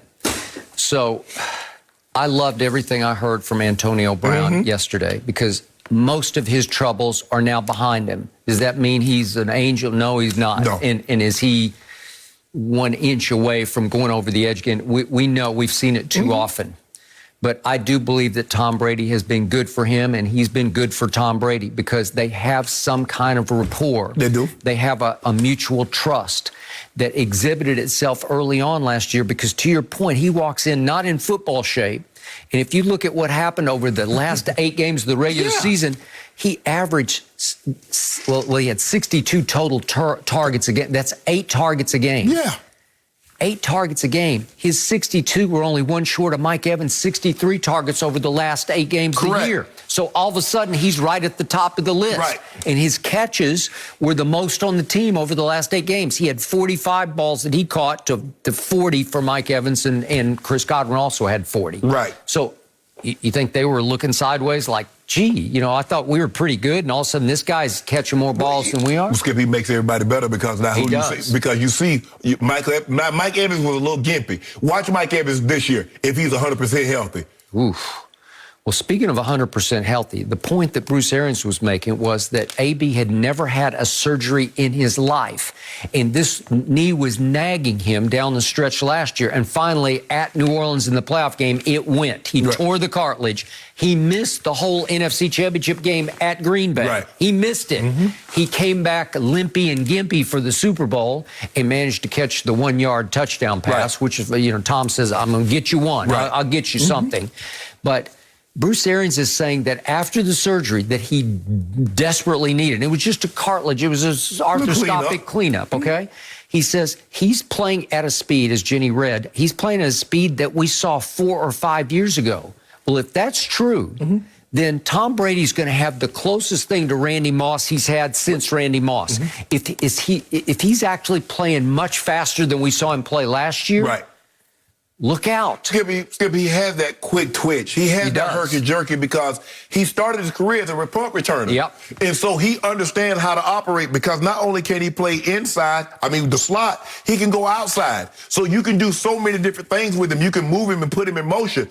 And you're hard-pressed to get your hands on him at the line of scrimmage. That's what makes him so difficult. And you see, AB was AB. But the guy that AB left in Pittsburgh, he hadn't been the same since AB left. He really has not. Now, he's just aging right before your very eyes, and I still think he's got a last hurrah in him, Ben Roethlisberger. No, I ain't talking about Ben. I'm talking about the receiver. Oh, the receiver? Yeah. Remember the guy that they said, oh, we can replace him. We can replace AB with him. Oh, that receiver. Okay, I got you. I thought you meant the quarterback. Well, Big Ben, I don't know if Big Ben can push the ball down the field because it seems like everything now is smoke screened and throwing the ball behind the line of scrimmage. All right, so is AB going to put up the kind of numbers he did in 14, 15, 16, 17? He is not because they got too many weapons.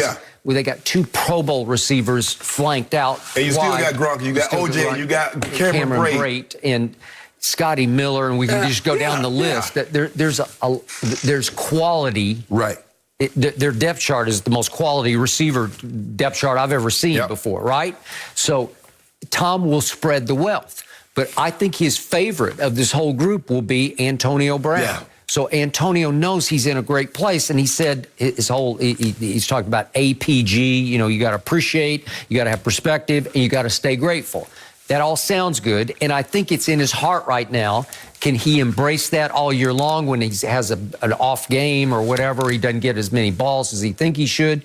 Well, we'll see. But I think because he's with Brady, he has a chance to be very special this year. Well, Skip, they'll tolerate you until they can replace you. Production and tolerance. When your production is high, so is tolerance. Well, we will see. But Skip, in a situation like this, they know what they have. BA will not let AB, and I don't believe AB will step, because the thing is, this is what he always needed. He always needed a coach to hold him accountable. Yeah. No matter how great you are. Mike Tomlin, as great as Mike is, Mike is a lot. It goes to AB because you have to have some personal responsibility. That's your behavior. But when you coddle and you tolerate it, Skip, the guy showing up for meeting, you can't say, "Well, he gonna be there on Sunday," and go like, "No," because everybody's like, "Hold on, wait a minute." Well, AB, why are they being in practice? And you let it go, and then all of a sudden, he taping you your post game. He not showing up. He doing whatever he wants to do, and then it becomes like, we just got to separate. But I love BA. He laid it down. Says, AB, this is what we expect of you. If you can't do this, you're gonna have to move on. Well, you don't think Brady holds him accountable? Yes. Brady said, "This is how you do it. This is what you have to do, and we can go win." Well, Brady's the reason he's there. Because BA made it abundantly clear at the beginning. We don't need that. And remember, he coached him when he was a rookie in Pittsburgh. Yes. And said, "I don't like what I see." Exactly. Right. So, but Brady went to him and said, "Hey, I can control." Kind of like Jordan with Dennis Rodman. Phil, get him. We can make it work. We might have to go to Vegas. We might have to wake him up. Yep. But we can make it work. I don't think Tom's going to go to Vegas for AB. Nah. But I do think this team is Super Bowl bound again. They loaded this again. Is loaded. Yep, they loaded. Ooh, yeah. Hard to deny, and cannot wait to see them back in action. No mercy. Coming out of the wild NBA playoffs, the top players were ranked and released this week, and Kevin Durant took the top spot, followed by Giannis and Nikola Jokic. Steph Curry and LeBron rounded out the top 5 there. So, Shannon, do you agree Kevin Durant should be number 1? No, Giannis should be number 1. I think everybody's already forgotten that Giannis beat Kevin Durant's team in order to advance. They beat Atlanta in the Eastern Conference Finals and then advanced to place the Suns. But Giannis' team did that. I think they're forgetting. They think like, well, Giannis just got hot in the finals and he just had a good month.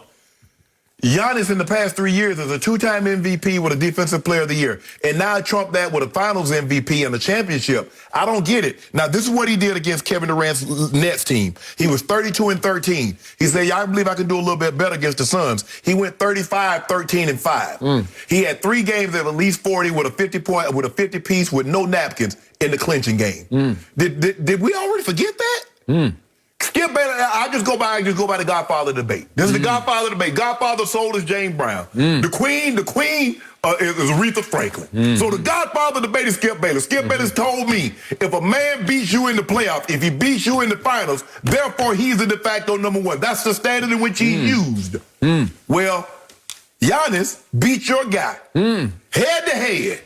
Did he? Beat him head to head. Was it Giannis who beat him, or was it the closer for the Milwaukee Bucks, Chris Middleton? All I know is Giannis had 32, averaged 32-13 in 7 games. And Game 7 was in your building. And who hit the game winner in that game? Nobody hit the game winner. In the overtime? My guy hit the shot that put him up. That y'all never saw. If we didn't score any more points, we'd beat y'all. But anyway, Skip, look, I get it, Skip. I get it. KD is phenomenal. If they'd have put KD number 2, I'm not even fighting you. You notice I ain't fighting you about anything else. And they got my guy number 5. I ain't fighting you about that. Okay. I don't even care about your guy. Out of sight, out of mind. He's LeBron James. Okay. I've been trying to tell you, it's Kevin Durant. I rest my case. Yet another ranking by a bunch of analytics whizzes, brainiacs. Yeah. 3rd-level stats. They're saying this guy is the guy. Because I just know, if I could put you on a lie detector and I gave you a choice, you could build your team with Kevin Durant just for next year, not on aging, not down the pike, but next year, you'd rather build around Kevin Durant or Giannis. Well, it's easy to build around Kevin Durant. Okay, you would take Kevin Durant over Giannis. You just would. Yeah, it's easy to build. But the better player heading into given what he's done, he did Skip, are we forgetting Giannis just did this? Did you not see what he did to the Suns? Did you not see what he did to the Nets? Are we forgetting what that? I keep telling you about the Suns, That's on Monty Williams because he decided to try to single cover Giannis with a 7-footer who's still very young and doesn't play with the highest motor. And DeAndre Ayton could not guard him. And you have to build the wall on Giannis because Giannis has big flaws in his game, glaring weaknesses. He's the opposite of Kevin Durant. Giannis? Okay, he has no mid-range jump shot. Kevin Durant is the greatest mid-range jump shooter I have ever seen. He is lethal. He is unstoppably lethal from 8 feet, 10 feet, 12 feet, 16 feet. He just pulls up, he's 7 feet tall, and he shoots it from up there, and you can't bother it. But why do you do that, Giannis, Skip? I'm not doing anything. He's just not much of a shooter, right? Okay, but somehow, for a guy that can't shoot, average 35, 13, and 5 in an NBA Finals, for a guy that can't shoot, you see what y'all did? But if you let him get downhill on you with single coverage on a 7-footer who can't stay with him on quickness, he is going to destroy you. He's more dominant. He's dominant. Yeah. Is Giannis not dominant? Okay. Can I go back and show you what happened against Toronto? Can I show you what happened against Miami the next year in the playoffs? We could always. They built the wall, and he just shrank. Skip. He disappeared. We can do this. Look at what happened. They were up 2-0 on Toronto, on Kawhi's Toronto. They lost 4 straight games in which Giannis disappeared. Miami won the first 3 games against Giannis because they just built the wall and said, you can't come in here. You got to shoot jump shots. I promise you, you can go back and look at every superstar, and you can find a series in which they come up small. It happened to Kevin Durant before he went to the Warriors. You want us to go back and show you some of the series in which he come up small? It happened to LeBron. It happened to Jordan. It happened to Magic. It happened to Bird. We can go back. So don't make it try to be unique to Giannis, like Giannis is the only one that's come up small in a playoff series. It's when not. did Jordan ever come up small? Because he didn't win 14 championships. Okay, but he didn't come up small. It was like Larry Bird saying, that's God disguised as Michael Jordan. But he lost. Okay, he did lose. Okay. But he did not come up small. Giannis shrank. Did you see that last game? John Paxson outscored him. John Paxson outscored him. He lost 2 games because that was a 3 out of 5 series. You remember back then they played the best 3 out of 5. I'm old enough to remember that. They used to play 2 out of 3, 3 out of 5, and only the conference championship game was 4 out of 7. Yep. See, I'm old enough to remember that. See, a lot of times you spew stuff, and the people at home, they young. They don't know any better, but I know.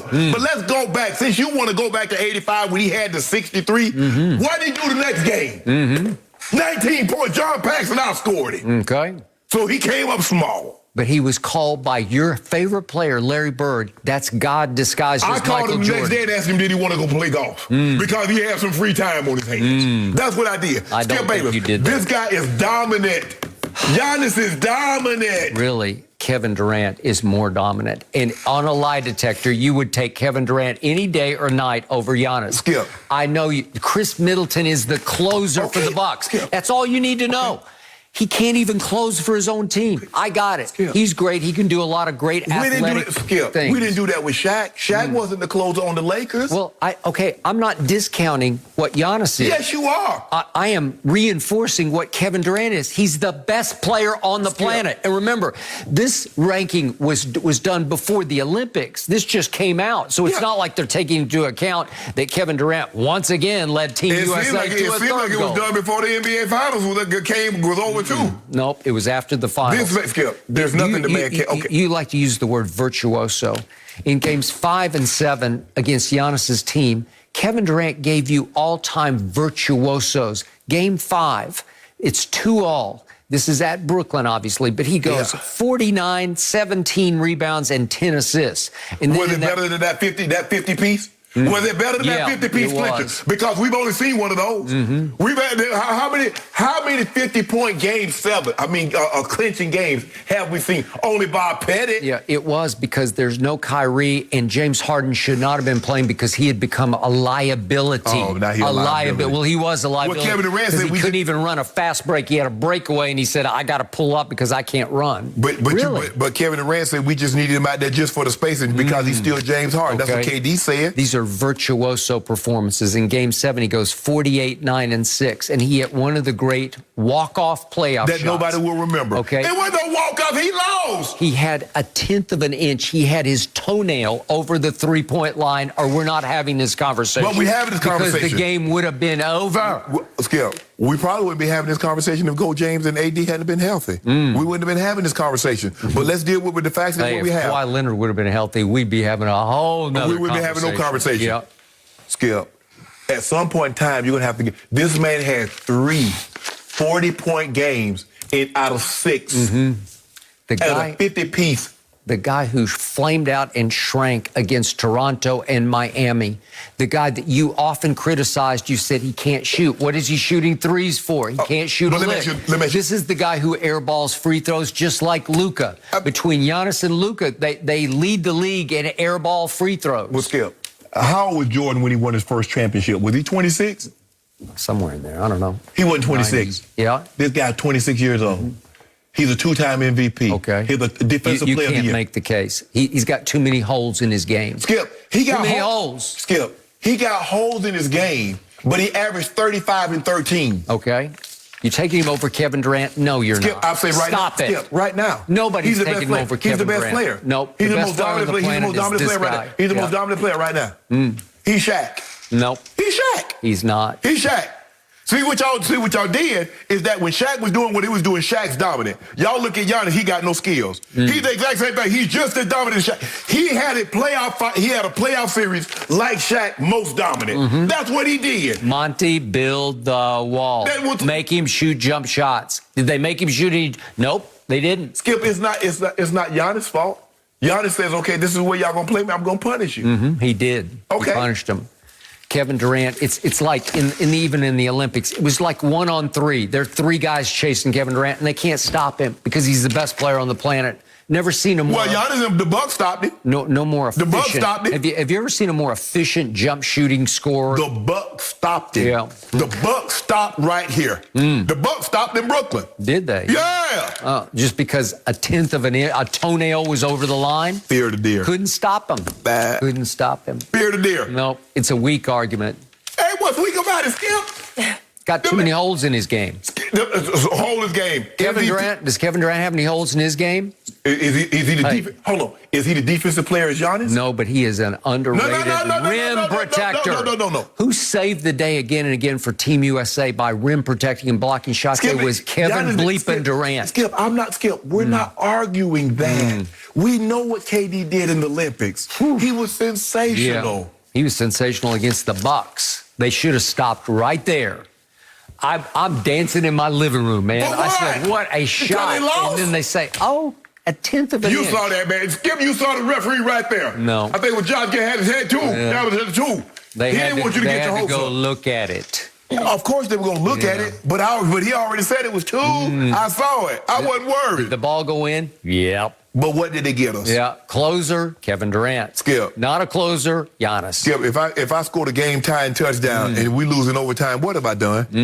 What have I done, Skip? Can't equate football to basketball. Yes, you can. No. Because guess what? You scored a game-tying touchdown. He scored the game-tying field goal. Went to overtime. They lost. Skip, let me ask you a question. In that 28-3 come from behind, if Tom Brady gets them to overtime, but the Falcons win, what are we talking about? Well, he got him to overtime, and he closed the deal. Giannis did that. Closed the deal. No, Chris Middleton closed the deal. Giannis did that. Chris Middleton made the shot that I'm glad you brought that. I'm glad you said that for our fans at home. Yep. It didn't matter. I'm glad you brought that up. Because he didn't close the deal. Chris Middleton closed. Even you were the first to it. You admitted it on TV. Yes. You said Chris Middleton is the closer for the Bucks. Well, then you're disqualified. You're out. Next question. How about? You can't tell me he's the best player on the planet if he doesn't even close for his own team. Kevin Durant doesn't always close. Sometimes Kyrie takes the last shot. When they need a bucket, they go 35. Look out. All I know is Game 6, when they needed a bucket, they went to 34. Oh, did they? They went to 34. No, they went to Middleton. I don't even know his number. They don't do that. What is he? Right. No mercy. On Thursday, the Yankees and White Sox travel to Iowa and the site of the most beloved baseball movie of all time, MLB Field of Dreams game presented by Geico. Coverage begins Thursday at 6 Eastern on Fox and the Fox Sports app. And David Ortiz is putting his money on the line on the Fox Bet Super 6 app. So scan the QR code below, enter the Field of Dreams contest for a chance to win $10,000 of Big Papi's money. I cannot wait to see that one coming up this week. Oh, and by the way, guys, the Dallas Cowboys, make their Hard Knocks debut tonight, and we're less than a month away from their season opener on September 9th against the defending champ Bucks. According to Fox Bet Sportsbook, the Cowboys are the favorites to win the NFC East. We're joined now by Fox Sports NFL analyst Michael Vick. So, Mike, should the Cowboys be favored to win the NFC East, in your opinion? I mean, they should be favored when you look at the quarterback position, man. Dak Prescott, probably the most accomplished quarterback in the division. Certainly got the resume, certainly, put forth the effort over the last couple years to show us that he is the guy. I think they got the pieces surrounding him that can, take him next level. Obviously, it's going to be up to Dak, and they got to put on a better showing than they did last year. They got the offense, they got the defense of tools, but I would say this. Dan Quinn is going to be the difference maker. I think because of Dan Quinn alone will be the reason that they are favored or should be favored. Defense is going to play faster. I won't get the name and names of the guys on defense, but, they got some guys that's certified and qualified on the defensive side of the ball. But when I look at the rest of the NFC East, you look at the football team right here, they just a quarterback away, defense to match. The New York Football Giants, quarterback away, defense to match. They was in some ball games last year. And then the Philadelphia Eagles, I won't violate my fiduciary responsibility to them to stay loyal. But, the quarterback position is in question. I do feel like Jalen Hurts can step up to the plate, win the job, and start in week 1. But what's the rest of the team going to do? So for that reason alone, the Dallas Cowboys, I think, stand alone at the top of the NFC East. 1, because Dak is qualified and he's certified. And 2, because Dan Quinn's on the defensive side of the ball calling the shot. So the defense is going to play a lot faster. And it's probably the team that I'm most excited to watch this season. Listening, Shannon? I heard of Dan Quinn. One of the teams. Hold on, Dan Quinn. Excited to watch. I know this is not the Dan Quinn. The team had a 28-3 lead over a team in the Super Bowl. That's not that Dan Quinn. That's a different Dan Quinn. I know that's not the Dan Quinn that blew 2 leads last year of at least 17 points and another lead of 10 points. Not that Dan Quinn that had one of the worst defenses statistically over the last 3 years. Not that Dan Quinn, right? It's a different one. So you like bringing up old stuff? Oh, my bad, Mike. Okay, you're right. First of all, Mike, I don't really have to pick a team because Skip Bayless gave me everybody else in the division other than the Cowboys. Okay. So who should be favored? Oh, simple. Skip, I was going back and forth between the Giants and Washington. But considering how many guys are retiring from the Giants, it seems like every day a different player retires after no longer wants to put up with that bull jive of Joe Judge. Previously, you picked the Giants. I picked the Giants. But, and listening to he talks and all that running and all the stuff that he's punishing kids like they're in high school or junior high. That's the kind of stuff you did 30, 40 years ago. You don't do that kind of stuff now. I'm changing my pick. I'm going to the Washington football team. Now, I don't feel comfortable saying this because you know why. Ryan Fitzpatrick is a good quality quarterback. But the thing is now I have expectations from him. And you know what happens every time you have expectations of Ryan Fitzpatrick. So you just disqualified your own pick. But they get you 4 to 6 games. But here's the thing with the Cowboys, though, Skip. I saw 2 years ago, all you guys had to do was win 2 of your last 6 ball games. And you laid an egg. I watched you last year, right there in the palm of your hand, with all that talent. Skip, if you as talented as you believe you are, as talented as Jerry, as Stephen Jones, and our own Michael Vick, that shouldn't even have a difference. Because I saw Patrick Mahomes go down and saw backup guy come in and keep the ship rolling. So when you talented, Mike Vick, when you talented, when you got skilled players and your offensive line is set and you got a running game. I was in a situation. John Elway went down for a month. We ain't miss a beat. Was my offensive line set last year? Y'all getting old. I keep telling you that. They're all hurt. They're all gone. Okay, but you keep Skip that bit hurt. The best 3 of my linemen were gone all year. Okay, your center, who looked like he was on a Hall of Fame trajectory, he retired last year. 4. Okay. Now, Tyron Smith, Skip, the last 2 to 3 years, Skip, we saw your other guy, your right tackle, Lyle Collins, coming off torn labrum in his hip. Zach Martin, them injuries are starting to come with greater regularity, and instead of him sucking it up and being able to go, he's starting to miss some time. What if all three of those guys happen to stay healthy for 15 or 16 games? Well, we haven't seen that. Okay. When the last time we saw that happen? Okay, what if it happens this time? It ain't. You are in huge It ain't trouble. happening. Well, it is happening. So, I think you know and I know they should be favored, and they're going to win this NFC least, and it is still the least. They're not going to win this game. Yep, That's why we already put due on it before we even saw the Thank schedule. you very much. The difference will be my defense this year, because guess what, ladies and gentlemen? It can't get any worse than it was last year. Am I right? No, it can't. Who was your favorite defensive player in the draft? Michael Parsons. Michael Parsons. What did I see in the Hall of Fame game in just two series? He flashed all over the screen for me. I said, that's my guy. Number 11. It's a weird number to be wearing on defense, but I'll take it. Number 11 is every time I looked up, 11 was in the middle of something else. You don't think Michael Parsons alone can make the defense better than it was last year? It was horrendous. It was historically bad last year, right? Yes. So Dan Quinn can't hurt it. He can only help it. Would you take Dan Quinn over Mike Nolan? Yes, you would. Because obviously he at least did it in Seattle, right? Whoa. He got guys going to the Hall of Fame in Seattle. Okay. You know Bobby Wagner going to the Hall of Fame. You know B. Wags? Yep. Richard Sherman, Earl Thomas, Cam Chancellor, Cliff Averill, Bennett. Which one of those guys? Who Bobby Wagner? Now, Michael Parsons might turn out, but I know what B. Wags is right now. Which one of y'all got? Sherman? Oh, Boss Man Fat. He Richard Sherman. Boss Man Fat. Okay, who's your Earl Thomas and Cam Chancellor? Oh, Kazee and Neal? Yeah. Oh, they was with his team in Atlanta. You remember those guys in Atlanta? You know, Keanu O'Neal? Yep. And Kazee? They had the worst pass defense in the history of pro football. Okay. But you signed the D coordinator. Okay. Well, he wasn't the D coordinator. Faster, man. Yes, he was. Well, he wasn't. He was the head coach. Okay. So that's not his defense. So help me out. Who will have the best quarterback in the division? Is Michael? Y'all should. Y'all should. Should or but will? He hurt. Okay. He's got some arm issue. I don't know what it is. He might even have a torn muscle in his arm. Mike, well, how important is an arm? How important, Mike? Come on, how important is the right arm to a right-handed quarterback? I mean, that's all he got. Okay, then. Hey, maybe he can go Michael Vick and throw left hand. I don't know. Maybe he's ambidextrous, armed. I don't know, right? Okay, maybe he is. So what have I told you all along? CeeDee Lamb is going to emerge as the man on this offense. He's going to be the difference maker, and they have now split him out to wide out where he belongs, taking him out of the slot, putting Michael Gallup in the slot.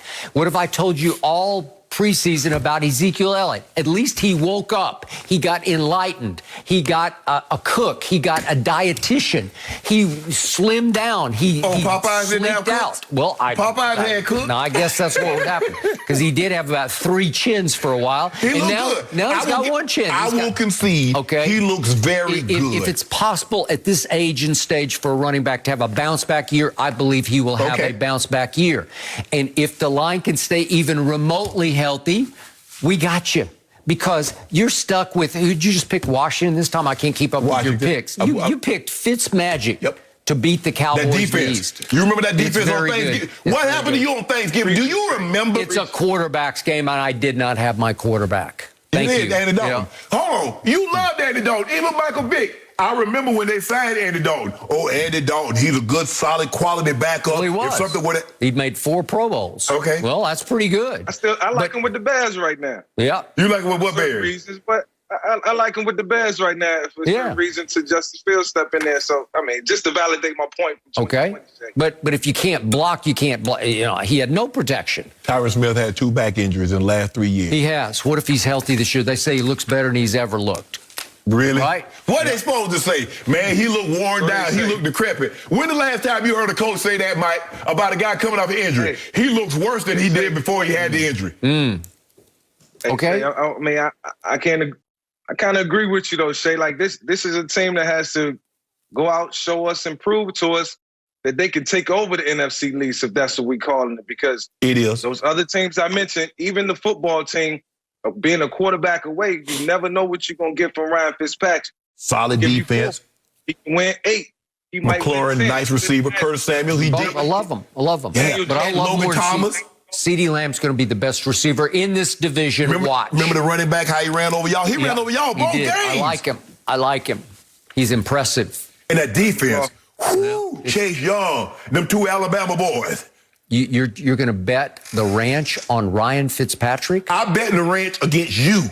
I got all the other teams. It doesn't matter. Even if the Washington football team doesn't and the Giants somehow stumble into it, I still win. For a while, you were betting on Daniel Jones over Dak Prescott. No, I wasn't betting on Daniel Jones. I was betting on their team and what they surrounded it with. I believe they still got the talent, but I just think they have the wrong guy's head coach. Okay, and I am, to Michael Vick's point, I'm not counting out Jalen Hurts and company because they will be a factor in this. A factor in what? Okay, I like Jalen Hurts a lot, but I don't like him more than Dak Prescott. Hey.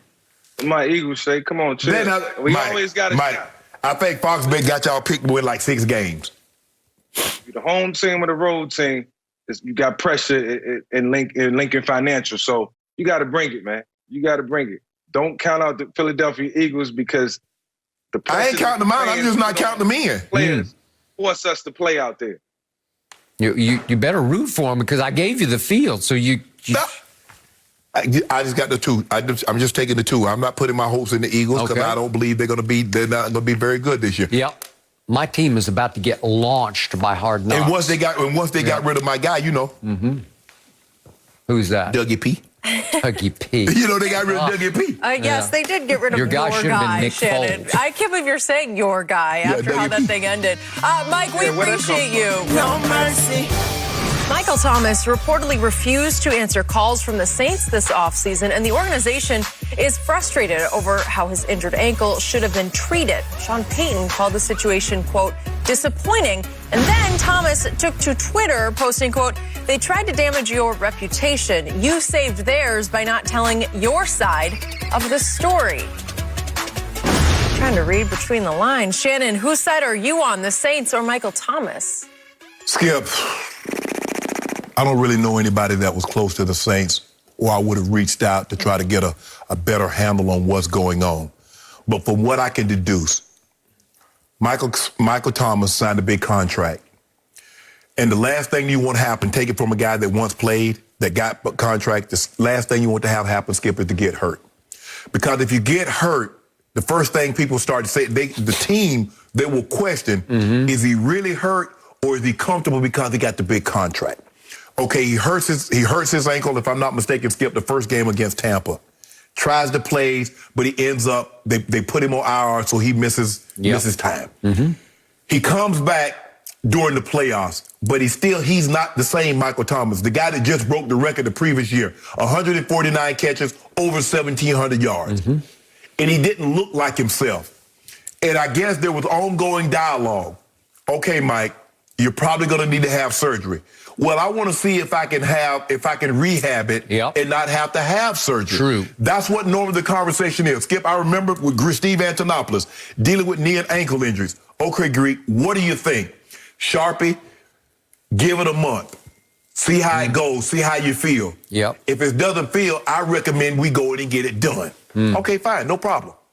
Okay, Greek, I think I'm going to need surgery. It's not healing. He's your trainer. Steve Antonopoulos was our trainer. 45 years. Not going, I get the surgery.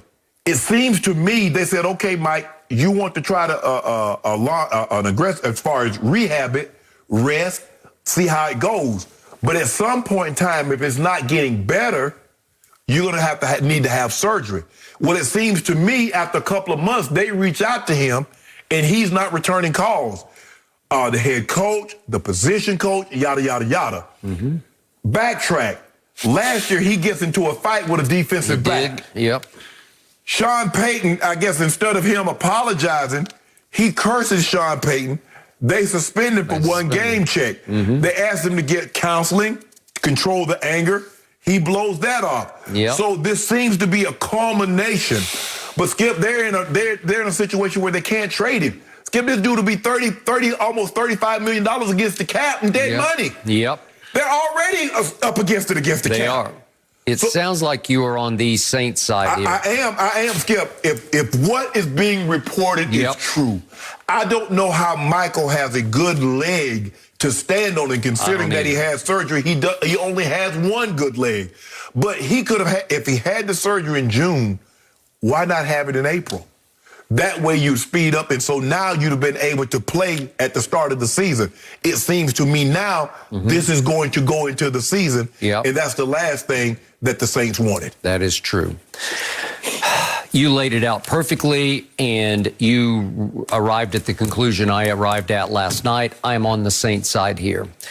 And yet I appreciated how cleverly sort of cryptic this tweet was, because it was well done. They tried to damage your reputation. You saved theirs by not telling your side of the story.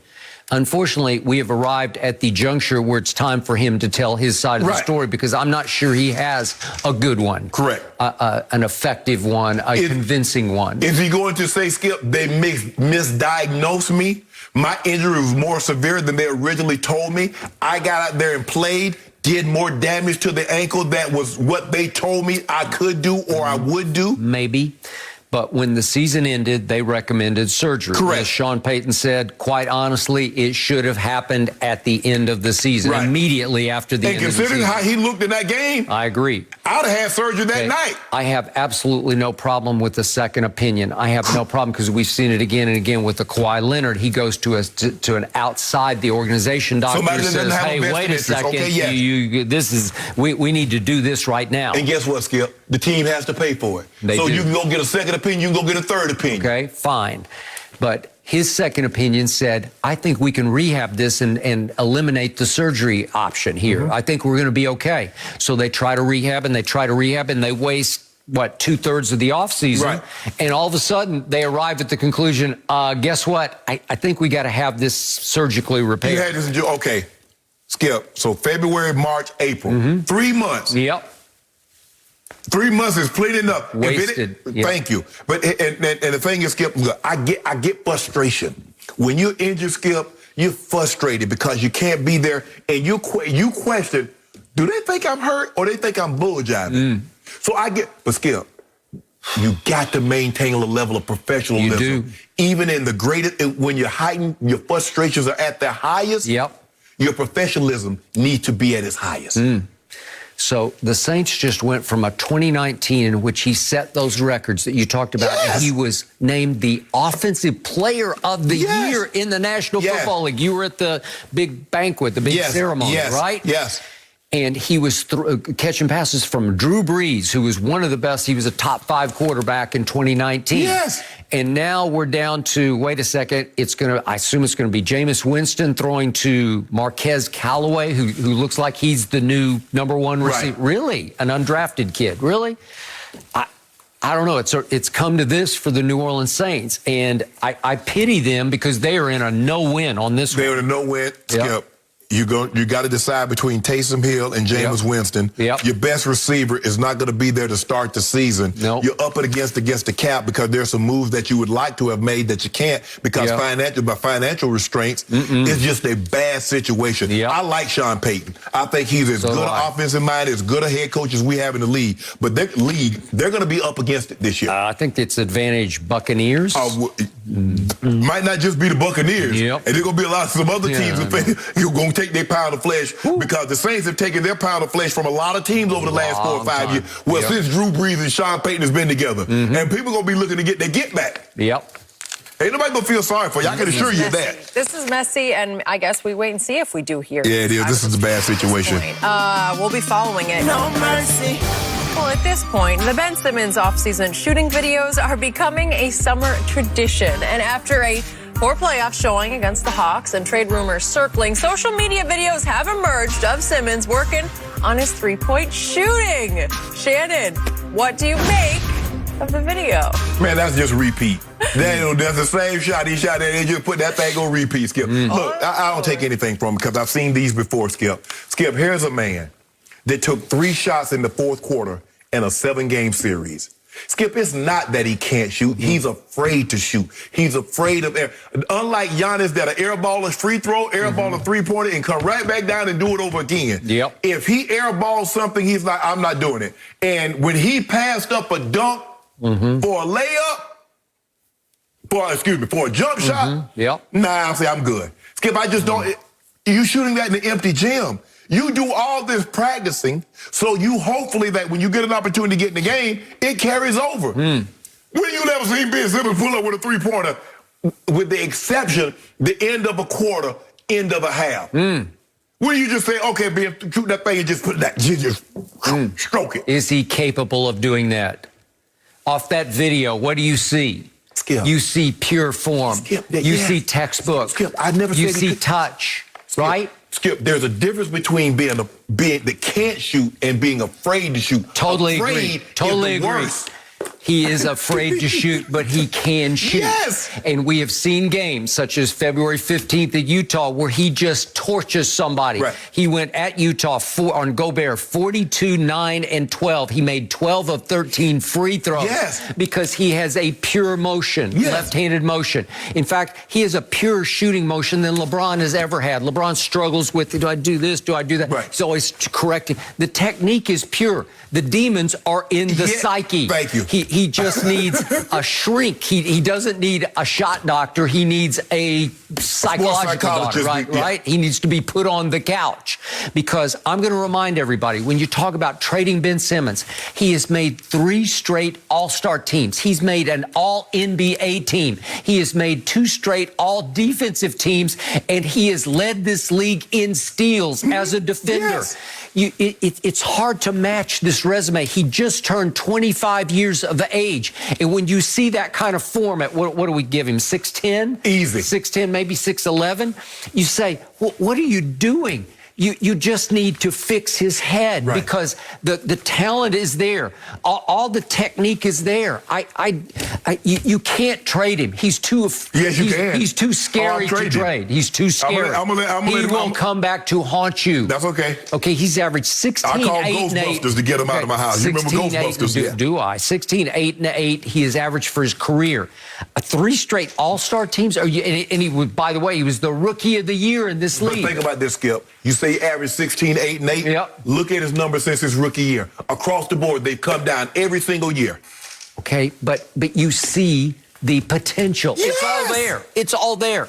How can you give up on that kind of potential? Easy. Give me 3 first-rounders and an all-star. 3 first-rounders? Nobody's going to do that. Why not? 3 first-rounders? If he's what you say he is, they should be lining up to get you well, there. if I'm in the Sixers, I just say, I got him, and I'm keeping him. No, I ain't got him, no. And I got to fix him. I got to fix him psychologically. What did Joel Embiid say? Joel said, when was the turning? They asked Joel Embiid, when was the turning point of the game? What did he say? Doc bust him too. He threw him right under the bus. Well, then how you gonna go back? How you gonna go back to that, Skip? Well, you just do because he's too good. No, because somebody upstairs, starting with Daryl Morey or maybe the owner, Josh Harris, has to say, "Stop it! He's just too good." Daryl Morey we will figure this out. Daryl Morey is trying to get the package together to try to get Dame Lillard. You know that, I know that. They're trying to. They're gonna try and move him, Skip. And like I said, I'm not saying he can't shoot. Look at the ball in his hand. Nice rotation on the ball. Perfect. But you're afraid. You Skip, like I said, and I tell the story, not being able to swim and being afraid of the water are two different things. I got it. Not being Is he unfixable? You're saying he's unfixable. Well, but somebody else. But here's the thing. You know what happened, Skip? When he was in high, they should have fixed this in elementary school. But they say, you know what? At junior high, they'll fix it. Well, he got to junior high, say they'll fix it in high school. And in high school, say they'll fix it in college. And college say they'll fix it in the NBA. It's kind of like Tebow's throwing motion. Okay. Everybody kick the can down the road. Okay, but that's different. That's unfixable. It just is what that's what you're born with. Okay. You can't get any better than that, right? Well, until I see it. Somehow he made 3 straight all-star teams and 2 all-defensive teams, and he's a bust. No, Skip, I didn't say he was a bust. But he didn't make no all-star teams by shooting the basketball. Can we agree on that? Well, he's capable. How you know? I just saw it on that video. Why ain't nobody Don't be fooled again by the so video. You got there at 24-hour finish and you shooting. So they're like, man, Skip, you need to be in the NBA, huh? Some pretty impressive threes. I've heard that a few times. About it. No mercy. The Lakers added a bigger veteran presence to their locker room, but others say they just got flat out older. We know what side Clipper Darrell is on. Let's take a look at the video he posted on Twitter. And now, presenting your 21-22 Los Angeles Lakers! Shannon, your reaction? That's funny. Man, Clipper Darrell need to sit down. Yeah? First of all, how has been working out? How has been working out for the Clippers? Been a Clipper fan. I don't know how long he's been a Clipper fan, but how many championships they got? You got a cold? I don't see any Clipper banners. You notice we hang up championship banners. We don't hang up, we won the Pacific, we won opening night, we won Christmas Day, we didn't almost advance to the finals. We don't do any of that kind of banners. We got to the conference finals? Yeah, that's the kind of banners y'all hang. I think the great Shannon Sharpe admitted publicly that if Kawhi had not gotten hurt, the Clippers were NBA Finals bound. That's what you said on television. I heard you say that. I said that. I think we have a tape of that. But let me ask you a question. But what did I say if AD and LeBron hadn't got hurt? Well, but we got a lot farther than you guys did. We didn't get out of the first round. We were hurt. And once LeBron lost the real star of the show, what happened? He was gone. There you go. All I'm saying is that, Skip, y'all gonna do the same thing again. Y'all not going nowhere. Clipper Darrell and Marcellus Wiley gonna be upset again, talking about what coulda, shoulda, woulda happened. Y'all terrible. We need y'all to get on up out the building. Go on out there to the Playa Vista. The Inglewood. Build your own stadium out there and get out of our house. Have this moment. Way to go, Clipper Darrell. That is funny. Undisputed. Clipper Darrell, we'll be back same time tomorrow morning. Oh, and enjoy Hard Knocks, right? The Herd's on next.